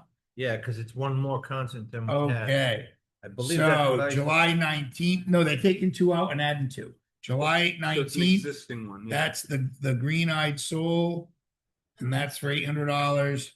And then the other one is August 2nd, that's the Goat Roper, Manny Mazza. That's 538, that's $500. So there's your dates. Now we need a motion to approve. Motion. Second, all in favor? Aye. Okay, now we have, you took my, Senior services. took the agenda again. Thank you. Should we get 3 agendas? Discussion of the Senior Center Director, discussion and action concerning the establishment of a part-time administrative assistant position at the Senior Center. Hello. Hello. Tell us what you're trying to do. All right. Well, good evening. Good evening. Uh, Good evening. As the director of the senior center, my responsibility is to ensure that we provide safe, efficient, and high-quality services to our community while being responsible for the stewards of taxpayer dollars. This has been needed for a little while, but I wanted to wait until we were financially able to support it on our own without having to ask you for anything. And thanks to working with Gary, now I can kind of have a better understanding. This is something we can do. Today, our senior center serves more than 650 members with approximately 450 active participants. We welcome around 100 people through our doors every day. And while the center is growing and thriving and doing lots of things, our staff hasn't grown at all. As director, I oversee the budget, grant, state reporting, personnel programming, the meal site, building operations, community partnerships. And at the same time, it's not uncommon for me to be pulled away from by the front office responsibilities, such as like answering phones, assisting visitors with questions, processing memberships and payments, and those sort of interruptions, which can reduce efficiency, delay services, and increase the risk of mistakes. A part-time administrative assistant would allow the right work to be done by the right person, improve our staff ratio for safety's sake, for everyone. It would enhance our customer service to protect the accuracy of the financial records and allow me to focus on leadership, grant opportunities, strategic planning, and expanding our services to our senior community. Most importantly, like I said before, this comes at no additional cost to the town. The senior center has sufficient funds within our existing budget to support this position. So I would respectfully ask for your support in supporting our seniors. Now, I have a question before we open it up. Do you Sure. have problems with the wrong people filling out the wrong kinds of questionnaires? Like, do people come in asking for housing help? And things that, because it's been brought to my attention that we've had, long time employees that may have previously done these things for people. Yeah. But it's not currently under the work scope of people. So So what happens send currently, people I to the think, right- yeah, so what I did since I've started about 3 years ago now is I've tried to sort of make it pointed where you can go here for this, there for that. I've even created like a resource section where there's phone numbers for everything, ways to reach people. And also once a month, before it was twice, now it's once, we have somebody who comes in and helps people with paperwork. Let's say they're visually impaired, can't fill out their paperwork. It's state paperwork or something of that nature. We have United Way coming in to do that, and I have them- People come to you though and ask for help in filling out applications for the senior living at the senior facility. So they were doing that when I first began. And is but that part of your job? No. No. So all of that should go to the housing authority. It should go to the housing authority or like the United Way, we've partnered with them, so they do help with that scope of like applications for certain things. That's not the only thing, but Well, like nobody in the social services department should be filling out Correct. housing. All of that is specific to the housing authority. right. And you're not asking for this person to be doing that. Oh, no, I have plenty of things for this person to do. Okay, I Yeah, just wanted to no. make sure. I have a whole list of job Any descriptions. question? Yeah, I'll Go ahead. go afterwards. no, you can go. Who wants to go first? Lou, please go ahead. Yeah, so again, I'm concerned about what's coming down the line. Mhm. I think that we need to wait till budget time to look at this. And when you say we have funds for this, years ago, we were in a financial crisis. Joe, I don't know if you were there at the time. I was. And we were able to save your job and the social service director's job because we had a fund called the Slocum Fund. And that Slocum Fund has carried us for a bunch of years, but that Slocum Fund has dwindled down to about $143,000. So when you say we have funds, and I think you're talking about the $80,000, No. We had excess revenue that we've been bringing in. We increased the price of the membership and we have more members now as well. So our increased revenue of last year was around 22,000, Right. which would be sufficient to cover. Well, but that's my point. Mhm. That may need to go for something else. Well, So that's why. With all due like respect, you- like it's a safety issue at this point. We have over 100 people in and out of a building per day that there's one person that's paid in charge of. Personally, How many people And it's- coming in and out of the building? a And day? it's really Big standard stuff. procedure to have an administrative assistant. Like if you look at some of the senior centers that are even a third the size of this one, they have an administrative assistant. Personally, I think we should wait for budget time. I also know that we're working with a memorandum of understanding. What's the status with that? I think that Tony was working with that, the housing authority. That may be part of this because safety was an issue. Right, so I think that once we overcome that, but I really think we need to wait till budget time. I'm really afraid of what's coming down the line and what needs to happen, so I. All due respect, I've been patient and waited till I had a financial person that I could speak with. I've been very frugal in trying to get the budget in order because this position has been something that has sort of been a need for longer than it should be.